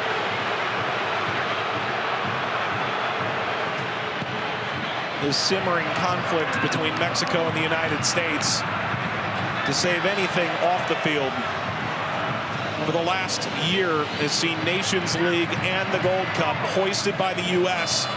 in a match against their heated rival to the south. Ball through, it's brilliant. Morris on the run, Talavera left his own penalty area.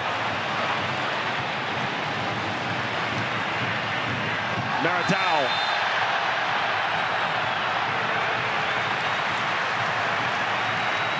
Commits the foul. He's got to be careful here, Igor Maratao. They're taking chances on the inside right now. Both he and Lopez trading the positional aptitude of who's going to help in on the attack as they go. They've got themselves caught off a bit where they're both going, and there's this separation in behind the two holding midfielders. Now, of course, Lopez is always going to play higher, but if he's not going to sit when Maratao goes, there's a 10 or 15-yard gap that you're constantly seeing Rui Diaz and Jordan Morris drop into. Ball across, handled by Talavera. It was Roldan who did all the damage, and Rui Diaz somehow whisked it into the field of play. Alvarez, Diogo sprinting. Arriaga pushed down by Diogo.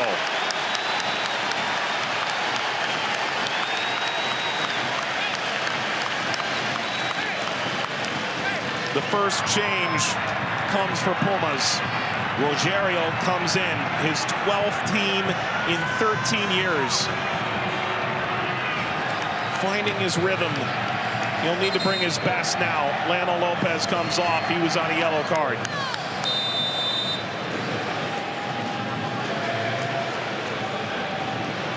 First window, first sub for Pumas of Mexico.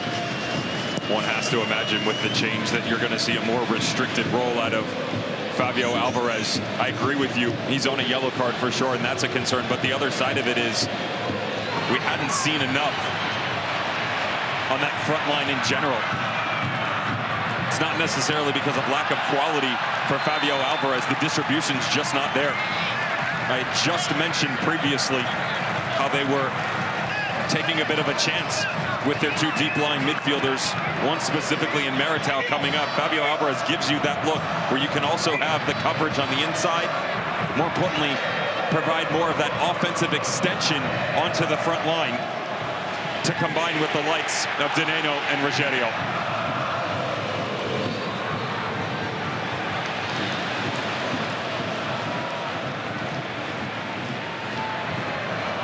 It's a dangerous, wobbly run through midfield. It was eventually taken by Dineno. Alvarez, a clinic.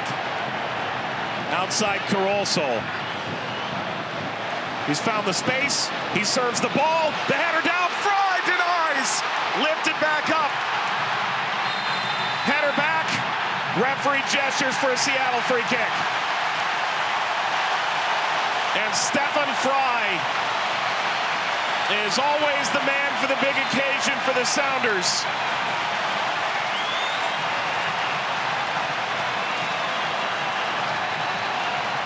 You just said clinic from Alvarez. How about Fry just setting up shop here? How quick is this reaction? And not only that, the ball up off the turf. What a header this is. Down, away from the goalkeeper. Diogo does everything right here. If not, for the ever-steady Stefan Fry to come up big once again. Dineno lofting with a raging Diogo.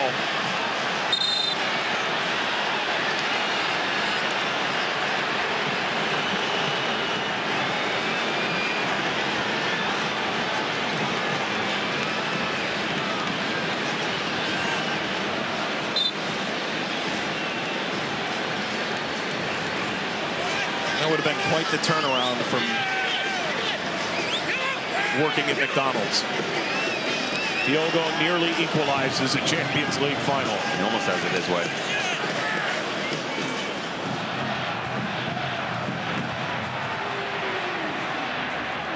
Caroso once more. Diogo's loitering at the back post. Velarde came forward. And what you're seeing is reminiscent to the first leg at home against Cruz Azul. They followed it up again at home against the Seattle Sounders. Able to grab goals in both of those. This time around, it's taken them much longer to get into the match. They're finally getting their playmakers on the end of some of these services. Caroso, another header down.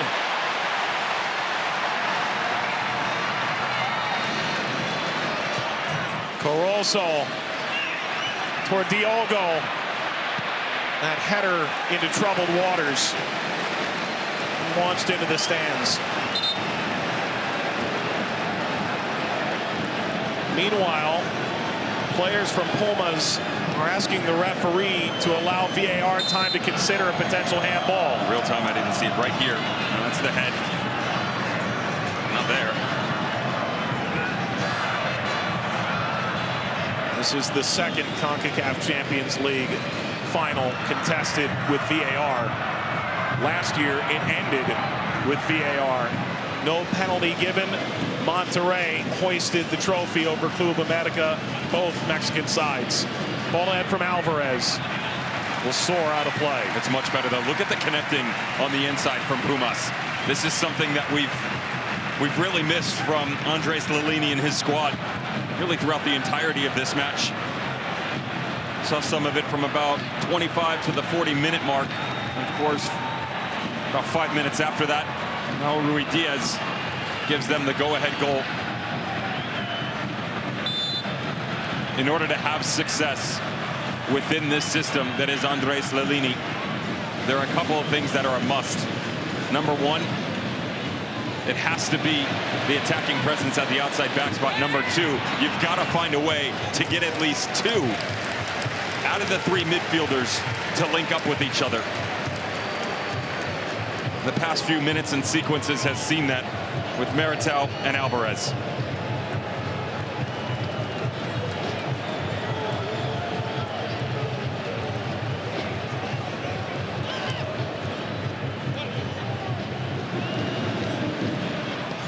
navigating.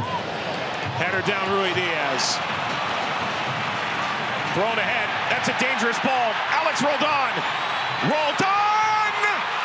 Talavera!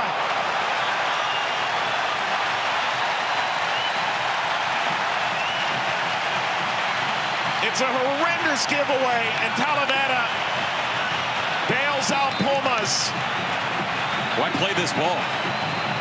Why take that chance? He's frustrated on the left side with Cardozo, but there's no reason for Talavera to let this fly. That's 100% on the goalkeeper. Mistake on his part. Good redemption on the backside of it. Flags waving. Services away. Rusnak. Seattle will recycle. The service.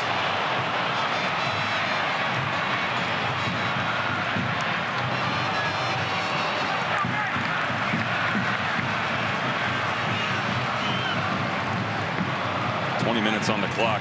Nalini, he's not upset with the way that things have gone. I can tell you for two reasons. Number one, they finally started to get most of their attacking options going forward. Also, the substitutes aren't moving on the sideline. Carolso. Is this the moment for Pumas? Wonderful step.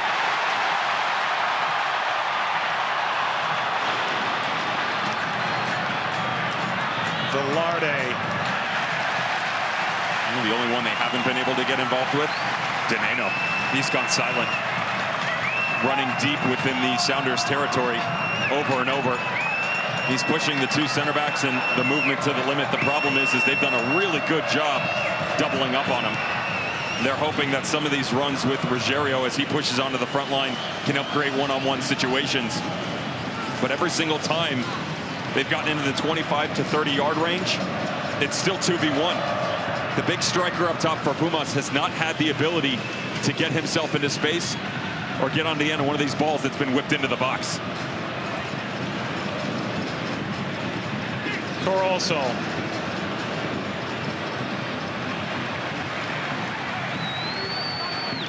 Floated forward again.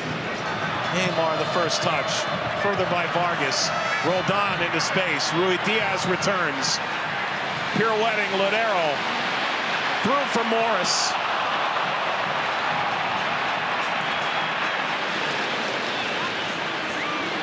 Swung across down to Rusnak.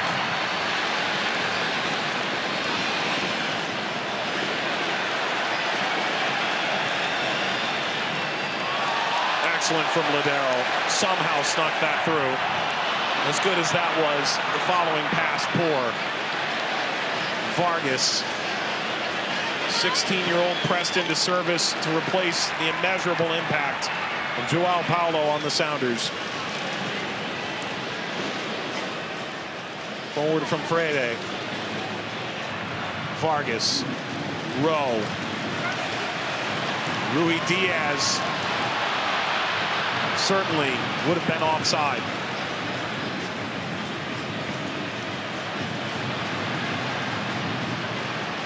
Carolso. Velarde in support, inverting. Carolso met by Roldan. Carolso for Diogo.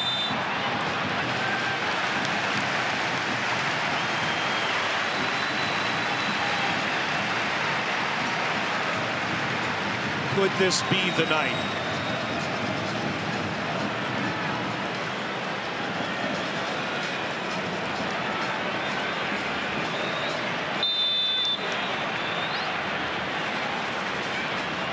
Could Seattle be the team? If ever a team was prepared to win Champions League from the United States, most everyone would agree it'd be the Sounders.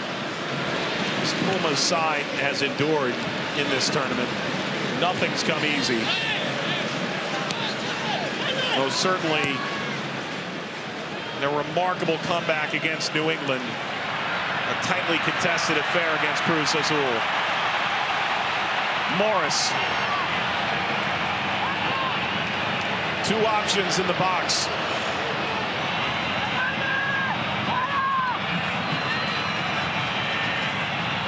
Vargas.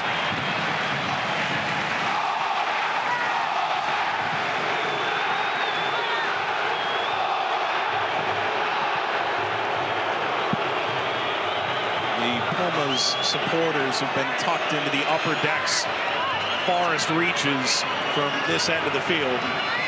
Cascade boos over a lengthy consideration of who's best fit to throw. Rusnak taken away, but Rui Diaz steps in. The whip from Roldan. The return. Caroso. Christian Roldan tracked him down but didn't stop him.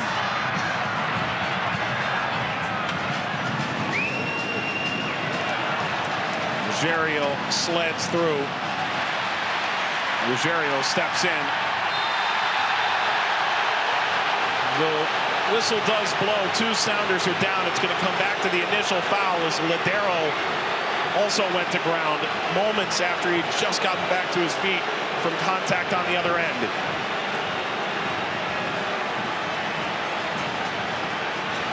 I understand that the referee is going to blow on the first one, but this is late on the second one. Brought the whistle back to the initial infraction, but this is still heavy contact from a restricted position from Frede.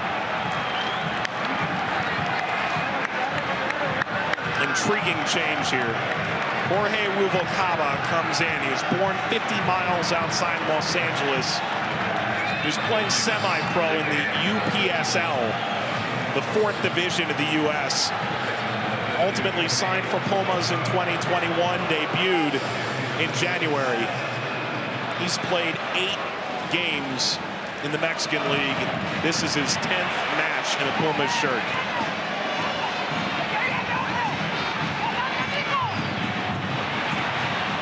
Still Lodero. Navigating.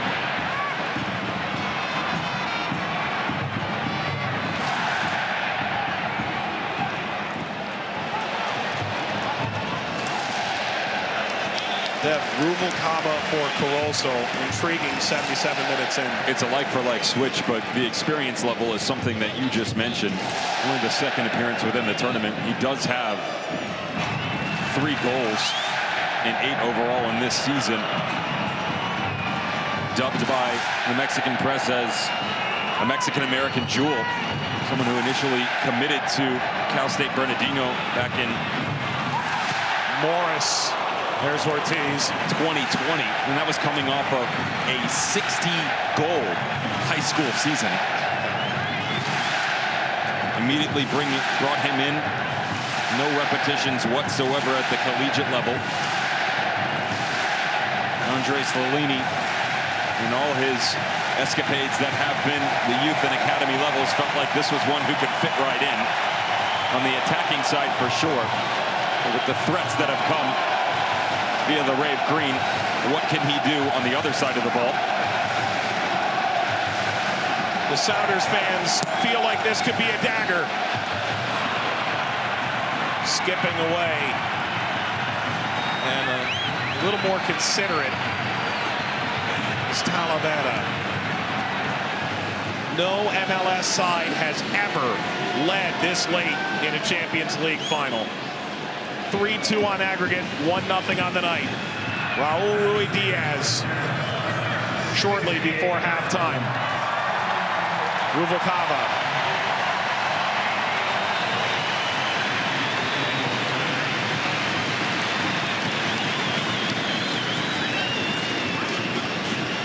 Seeking Ruggiero. Velarde.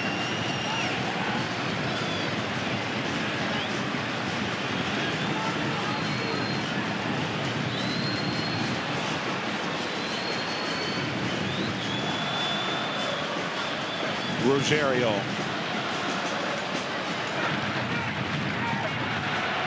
That is a dangerous pass, taken away by Ladero.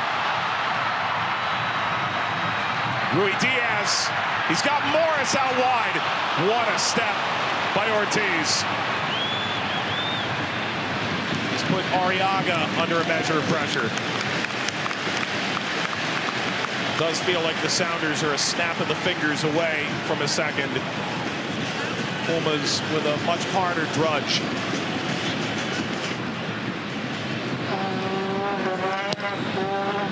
Early service over Dineno. Ruvalcaba.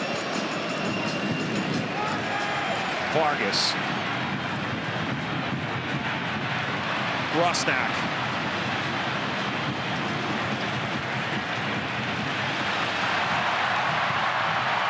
Through now, Jordan Morris. He's found the angle. Morris laying back Ladero. And is this the finisher? It's not a dream. It's ear-piercing reality. Raul Rui Diaz a double. Seattle 2 goals ahead.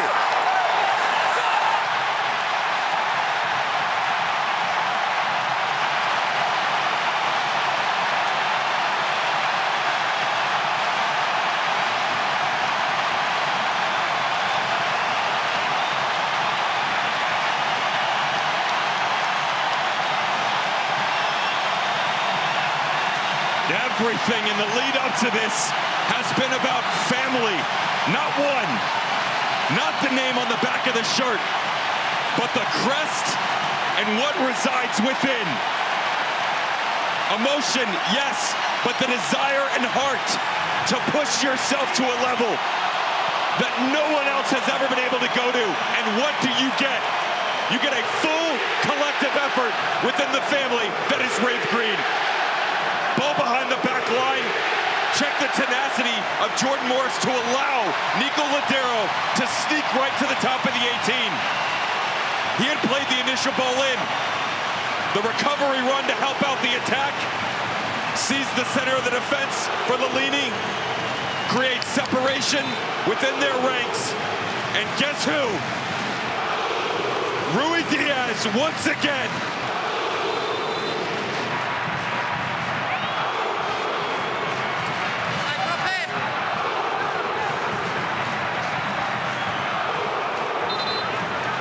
For Pumas now, it'd be Herculean.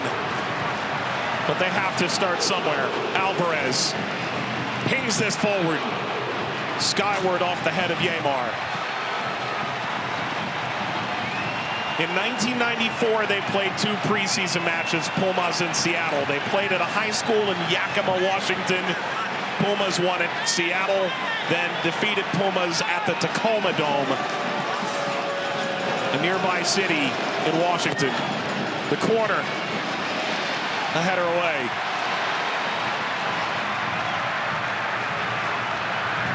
So these sides don't share a rivalry, and yet it's felt all week like they do. Dineno, there's Rusnak. This will deflect. The referee saying it had come off of him.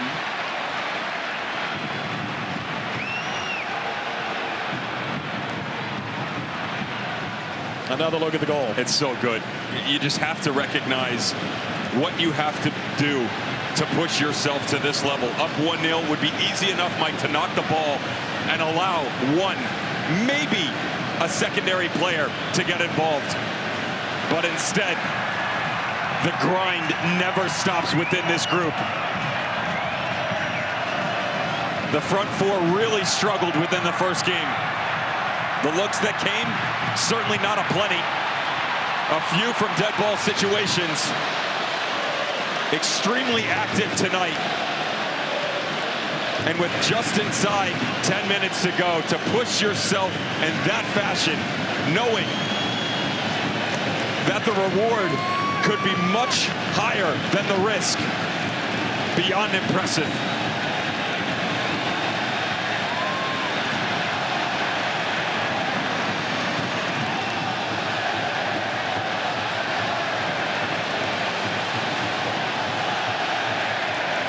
School's in session.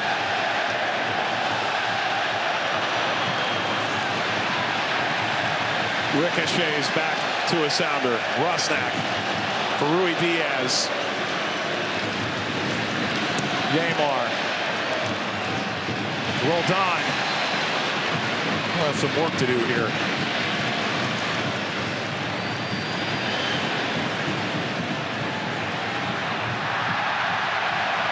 Referee considered it. He's given advantage. The advantage had played itself out. And now a foul from Roldan.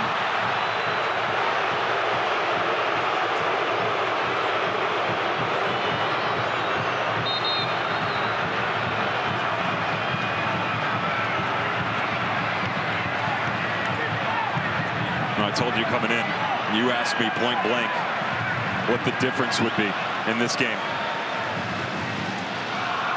The lack of continuity for either squad, moving the ball into the decisive areas in the first half would make almost anybody lean towards the midfield. Duo, trio, whoever comes in, you name it. But I told you it would come down to the nines. Rui Diaz has stepped up. And with 5 minutes to go, we've seen Dineno almost become non-existent as a presence for the attacking unit that is Pumas in the second leg of this final. Any hope that remains, they have to find a way to get the 9 on the ball. I don't care how direct you go, where the build comes from. He is not active enough. He's coming much deeper. He's hungry, but he's frustrated. And as he comes, Mike, he's looking for more of it. They've got to remain high, let the players come in behind him, build off, and whether through combination play or verticality of threat, find their talisman.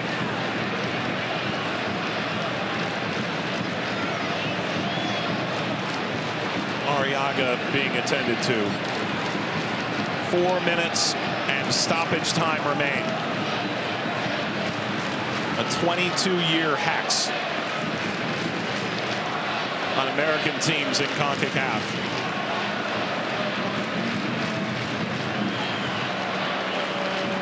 So close, you can most certainly hear it.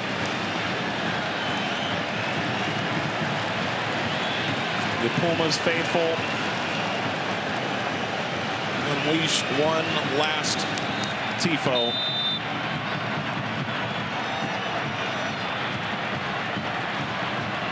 In 2005, Pumas fell to Saprissa. Mexico would not taste that defeat in a CONCACAF club competition again. Perhaps until tonight.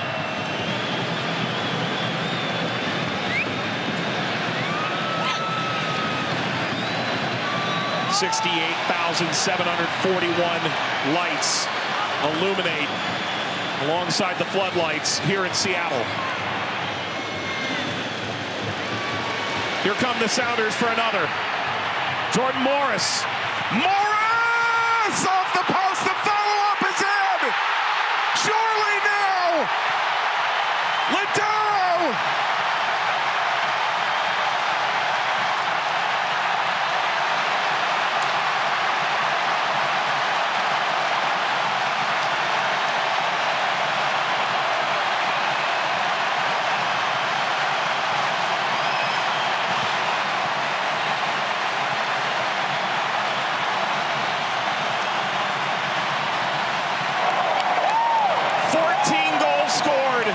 One conceded on their home ground in Champions League. And is it 4 wins from 4 in front of this raucous crowd that sees the Sounders reach unparalleled heights? No one lets off here. They just continue to put the foot to the floor. And guess who? The man who lacked any sort of presence within the first game, 80 minutes in, gave you an idea that there was hope. That hope happened twice, 12 yards out in Mexico. That got him to 2-2. That's his 5th within the tournament. That's his 7th all-time in 9 games. And that is the best yellow card he's ever experienced. There were the Sounders before Lodeiro, Devin, and they're the Sounders now. In 2016, everything changed. And that man waited a long time for that moment. He wouldn't care if he got thrown off after that. That's simple enough for Nico Lodeiro. Be smart. The odds very, very slim at this point in time for Pumas. 13 times we've seen the modern era of this tournament come to the final game. 13 times it's gone to a Mexican squad. 22 out of 26 have reached the final overall. Everything has run to the noisy neighbors from the south and Liga MX. Lodeiro, Seattle is preparing 3 changes for veterans of this league who've waited for what's just minutes away. Joao Paulo and Nuhu both injured. Somehow Seattle persevered. This will go all the way into the width. Lodeiro.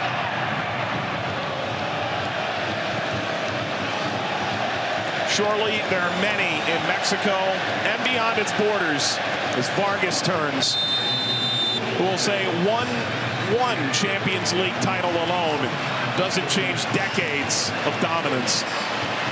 And yet if the tides have in fact turned, this night with 68,741, a record for Champions League in CONCACAF. It's the players coming off right now who are most to thank. Fredy Montero to enter for Nico Lodeiro first. 3 goals in the final, 2 in the first leg from the penalty spot, 1 essentially an exclamation point.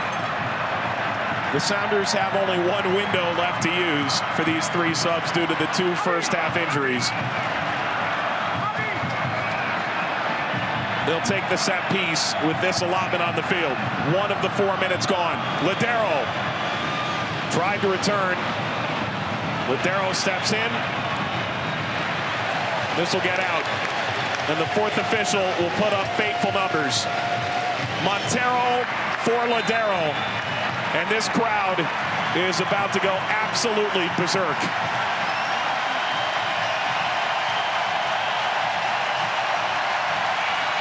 Rui Diaz replaced by Will Bruin.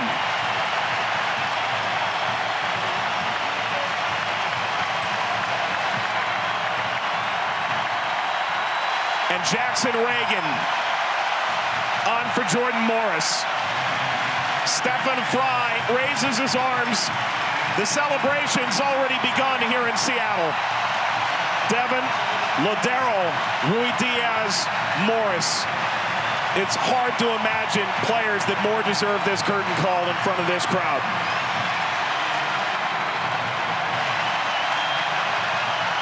This is the foundation that built this, isn't it? I mean, you could go all the way back to the late 2000s. And guys like Ozzy Alonso that put the building blocks together. But you're looking at the contingent that brought home that MLS Cup 6 seasons ago. The guys that gave them the ability to repeat. Open Cup era, domestic service, all of it has been there. And now the cherry on top for Brian Schmetzer and the opportunity to give everybody one last shout to be a part of history and immortality for this MLS squad. For Andres Lilini, it's come up just 90 minutes short. The service, ball bouncing down. Is there one more here? Reagan.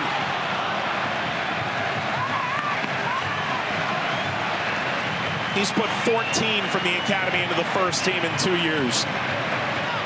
Under so much pressure to succeed. And tonight, the mighty Seattle Sounders are minutes away from taking their seat at the table. The 8th different winner of CONCACAF Champions League. Yamar. Another free kick. And now it belongs to the referee.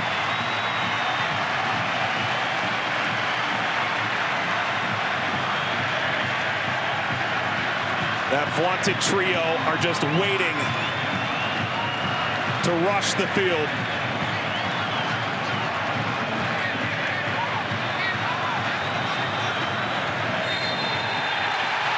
Long-awaited Champions League nirvana.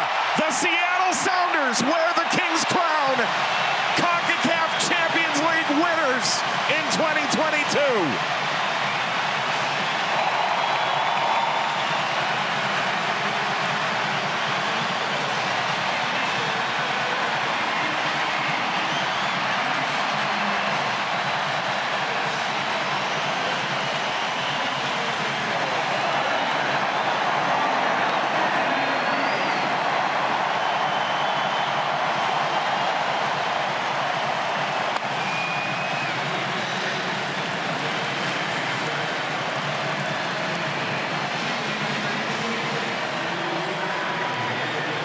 For Pumas, 90 minutes too few.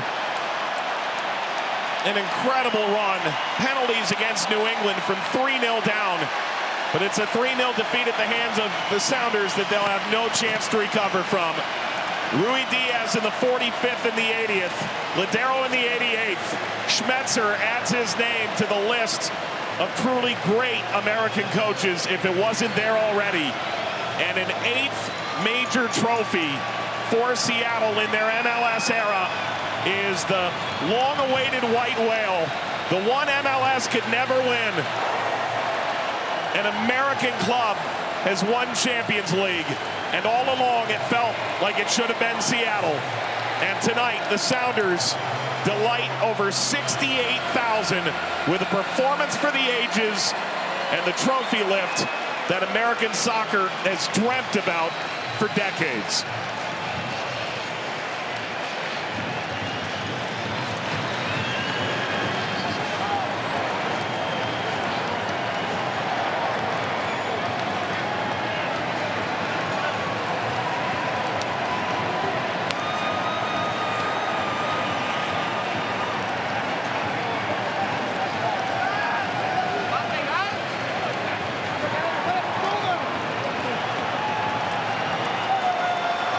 Devin, we spent the last 2 hours pontificating about what this club means to this city, what this city means to this country, and what this country's place in the global game and in CONCACAF truly meant. What do we know now? You ask anybody in North America who the #1 overall choice is for the team that could have stepped in here, could have, being the operative word, to be the truest of representations for an MLS team to wear this crown first. The majority always leans towards the Pacific Northwest and the Seattle Sounders. 7th year for this team. There was the 2020 squad that bowed out in the round of 16 to Olympia early in penalties. Everybody thought that team coming off MLS Cup could be the one. The quarterfinalists in 11, 15, and 18. Of course, the semifinal year of 2012, but speaking to them, this felt different. And it felt different because of all the woes that they had to go through to get here. Yes, the titles mean everything. The MLS Cups, the Open Cups, the Supporters Shield back in 2014. But without the defeat, the victory does not taste as sweet. Not only are they the first MLS team to lift the CONCACAF Champions League, this is the first team in North America to hoist every single trophy. All 4 major trophies are now in possession of the Sounders.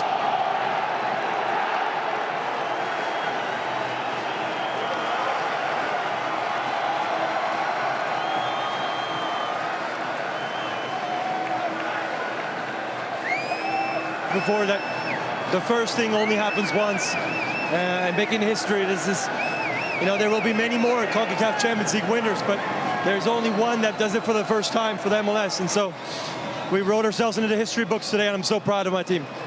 What does this title mean for the city of Seattle and all of these fans who have packed Lumen Field tonight? It means everything. I mean, it's a Wednesday. We're packing this with 68-something thousand people. The passion is so strong in the city for our game. We appreciate it. It's the reason why we have such a high standard, and we keep getting into chances to win trophies. And I'm so happy for everybody that we were able to achieve this today for them. And lastly, personally, what does this mean for you? It's a childhood dream come true. You know, it's a sold-out stadium that's here to cheer for you, and you're able to achieve something. Because in the end, you know, personal accolades are one thing, but it's all about winning trophies. That's why we do it. We're competitive by nature. We want to win trophies, and today's a big one. Thank you very much. Congratulations, and enjoy the Club World Cup. Thank you. Appreciate it. Thank you.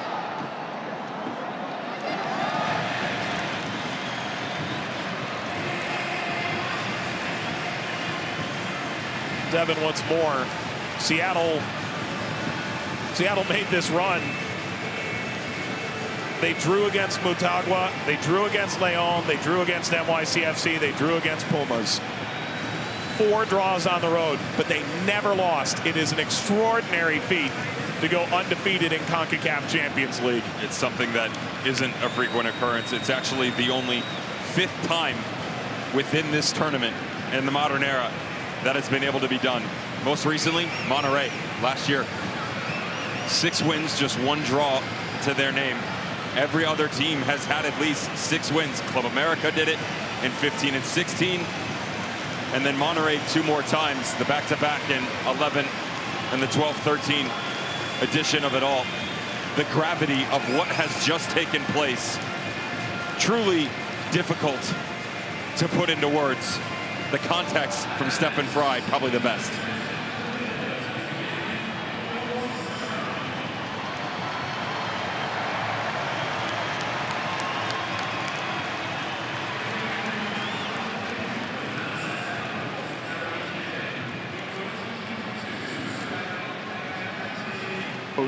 Donde vemos hoy un estadio completamente lleno. No, significa mucho. Es como la cereza de la torta. Gana.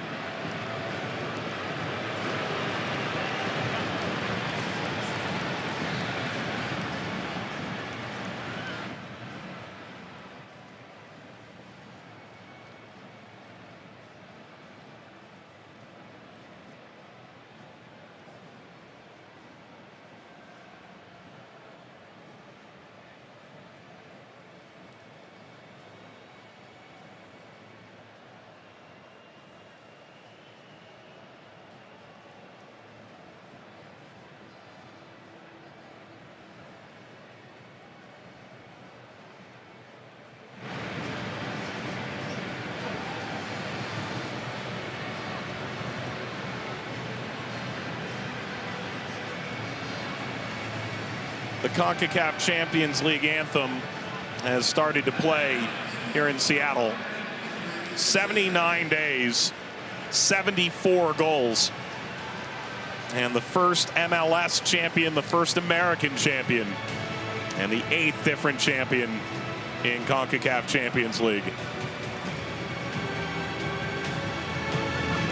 Victor Montagliani among the CONCACAF dignitaries who've walked onto the stage here in Seattle. The Sounders prepared in this moment to congratulate what's a downtrodden Pumas side. Brian Schmetzer, the son of a local sports store owner. He played for the Sounders. He became their manager. And when they went to MLS, he took the back seat and learned from one of the greats, Siggy Schmidt. And by the time he took this club over again, he was prepared for tonight, for this moment. All the matches played in the 2022 edition of the Scotiabank Concacaf Champions League. Tonight, the Fair Play Award, presented by Scotiabank, representing Sounders FC goes to Nicolas Lodero. Well, not only did they win it, Devin, they won it fair and square. Fair play award to Seattle. Seems a bit odd that that's the first one given, right? Given the match that we just saw play out in front of us. But the Seattle Sounders, they take pride within their performances, both on and off the field, and what they've been able to do, home or away. You talked about the unbeaten, the draws at Motagua. It seemed like there was always a calming presence within the team. They didn't let the tactical side of things overtake it. The tournament, but determined by this match tonight. The best goalkeeper award goes to Stefan Fry. It was never in question. He'll play in a Club World Cup. Congratulations, Stefan. Could he play in a FIFA World Cup? Those are discussions for another time. But Stefan Fry has cemented himself among the legends in Sounders history and certainly in Major League Soccer as well. 4 shutouts in the tournament overall. Actually had 3 to start it, both against Motagua and then the first leg pounding against Leon, then it backed off. Will receive the a bit fitting that the 4th and final one is in the second leg of the final. With 9 goals, the 2022 Scotiabank Concacaf Champions League top scorer is Juan Dineno. Juan Dineno, 2 goals in the first leg of the final, 4 home braces in 4 home games. And today he was essentially marked out of a final that saw his team fall 3-0. It happens. Everybody's going to have an off night, and it just so happened to be tonight for Pumas, for now we honor Andres an individual Lalini, who displayed amazing skills on the pitch, but both domestic the tournament. and within the Champions League. Magnificent for Dineno. Best player, presented by Scotiabank, is Stefan Fry. Congratulations, Stefan. He's not just the best goalkeeper. He's voted the best player in the 2022 Scotiabank Concacaf Champions League.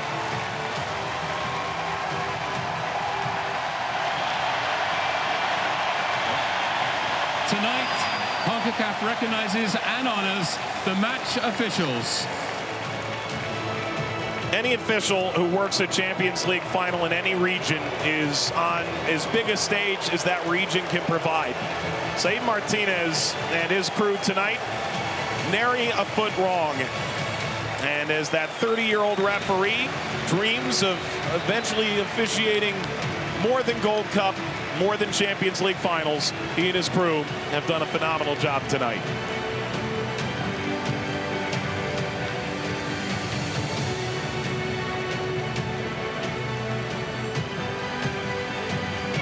For the second time, medals to VAR as well.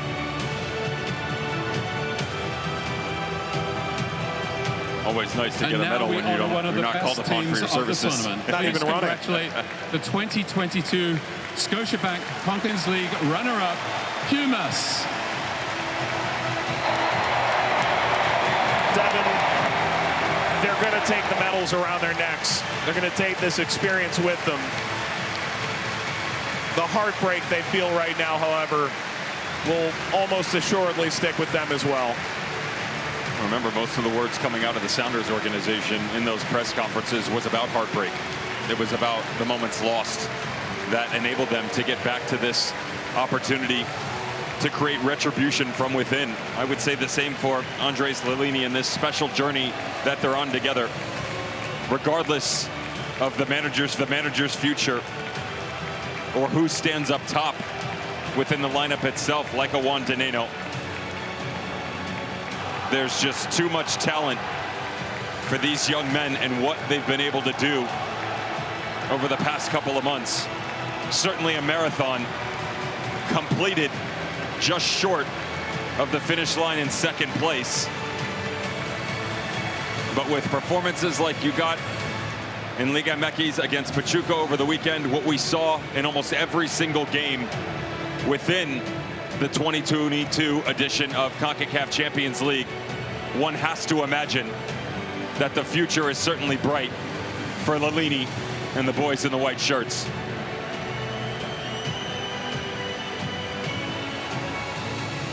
Pumas runners-up in their first final appearance And in now, CONCACAF fans, since 2005. Please welcome the 2022 Scotiabank Concacaf Champions League champions, Sounders FC!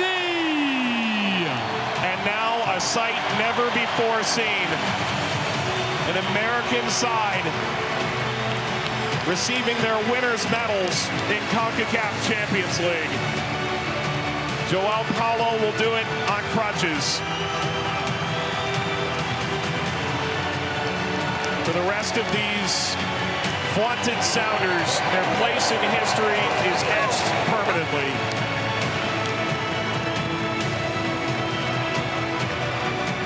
And as Pumas leave the field in despair, Seattle ends a 22-year run without an American champion in CONCACAF.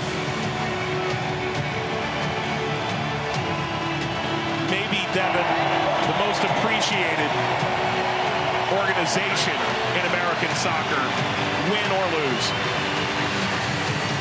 There's so much to digest with the moments that they're going through right now. The words to surround it all, gutted at certain points in time for the way that the matches didn't go. Good quickly turned to great in some of those. But at the end, because of that belief, the family dynamic that everyone talked about within the club, within MLS, within North America, the glory has followed them once again to the pinnacle. The moment we have all been waiting for has arrived. It is in North time America to present the 2022 Scotiabank This morning, as the sun rose, to a Sounders flag adorned the landmark that's stitched in the Sounders logo. The Space Needle, the iconic face of this city.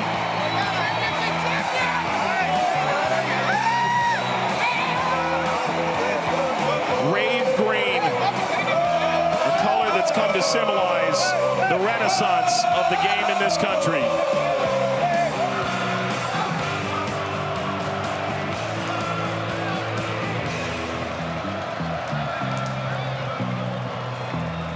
Nicolas Ladero receives the trophy. And the most long-awaited trophy lift in American history has arrived.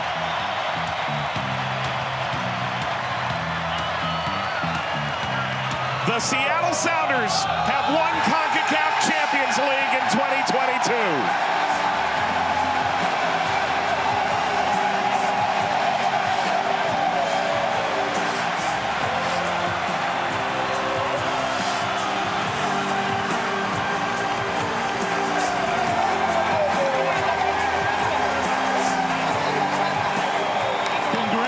To the new Scotiabank Concacaf Champions League winner, Sounders FC!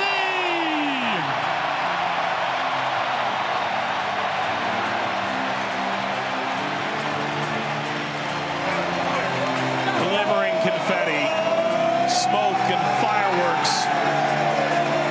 A venue built for a football team.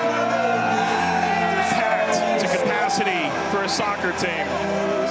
If there were questions, Devin, about American soccer, many have been answered tonight. My final takeaway from all of this, it really comes full circle listening to Brad Evans, the former Sounder, and what has been this journey over really the last 15 years. He said, when I came into this league as a professional, I was making $11,000. And the ability for the league to provide sustainability for itself, for the players, was the reason that the opportunity was within its grasp for the Seattle Sounders. They've certainly taken that and much more on their way to glory. A moment that will be immortal in Seattle. The Seattle Sounders defeat Pumas Sounders of Mexico to win Champions League Once again, in 2022. to Sounders FC on winning the Scotiabank Concacaf Champions League. Celebrate the new FC Scotiabank fans, visit Concacaf Champions Amazon. League 2022 champion. Get your limited edition Champions t-shirt as worn by the players on the field. Available at Amazon.com/CONCACAF.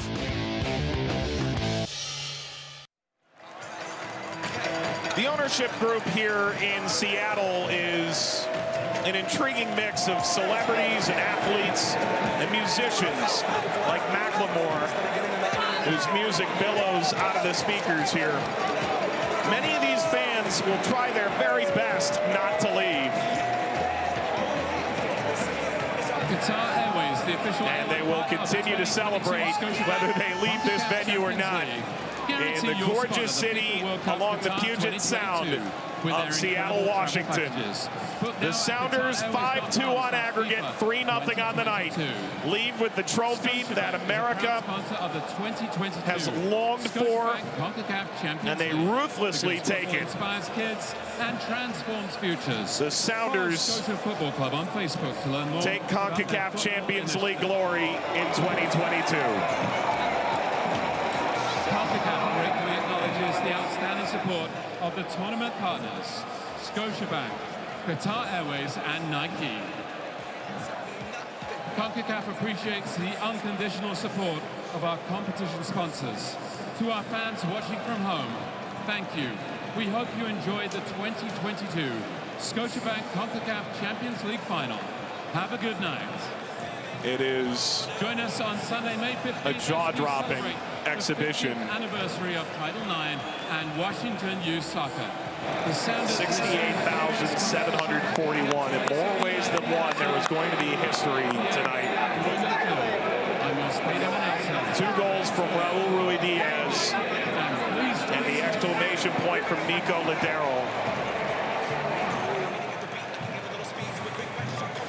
Seattle natives, Jackson Morgan, Jordan Morris, Kellen Rowe, Obed Vargas, a homegrown, all feature as the Sounders win Champions League.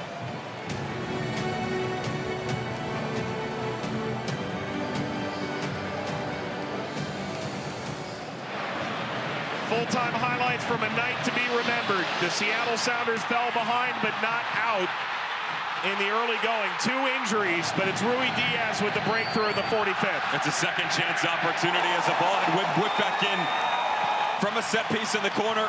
Rusnak Kaiser come across, just puts it into the dangerous area. And how about Arriaga, the center back with the hold-up play, finds Ruidiaz, who finds the opener in the 45th minute in his second of the tournament.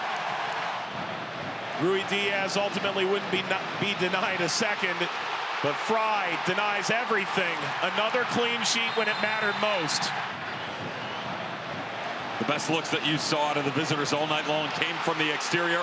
It was Diogo and Cardozo, both of which became constant. The problem was the mistakes started to mount. The culmination of it would actually come on the backside of this one,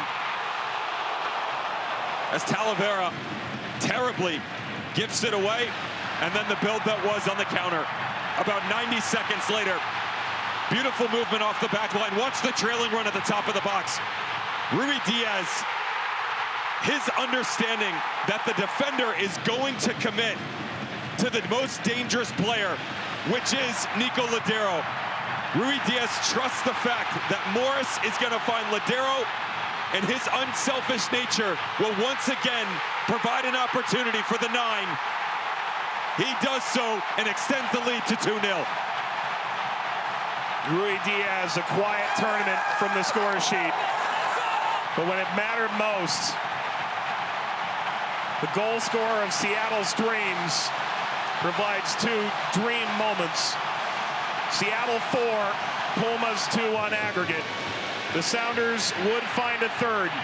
Rusnak across, Morris creating, hits the post, and Nico Ladero, the captain, the finale. 60-plus appearances for his country at the international level, but Mr. Seattle, it had to be. The man who has given them so much decides he's going to give just a little bit more. His 2 goals in the first leg secured the opportunity to be a champion. The shouts of Campeones ring out after his 3rd goal on the evening in the Seattle Sounders' first ever CONCACAF Champions League title for a North American squad. Lumen Field will bounce for hours, and this will spill out into the streets of this Pacific Northwest gem of Seattle, Washington. For our entire team at home and abroad, Devin Kerr alongside Mike Watts saying it's been a pleasure to bring you CONCACAF Champions League in 2022. The Sounders are CONCACAF champions.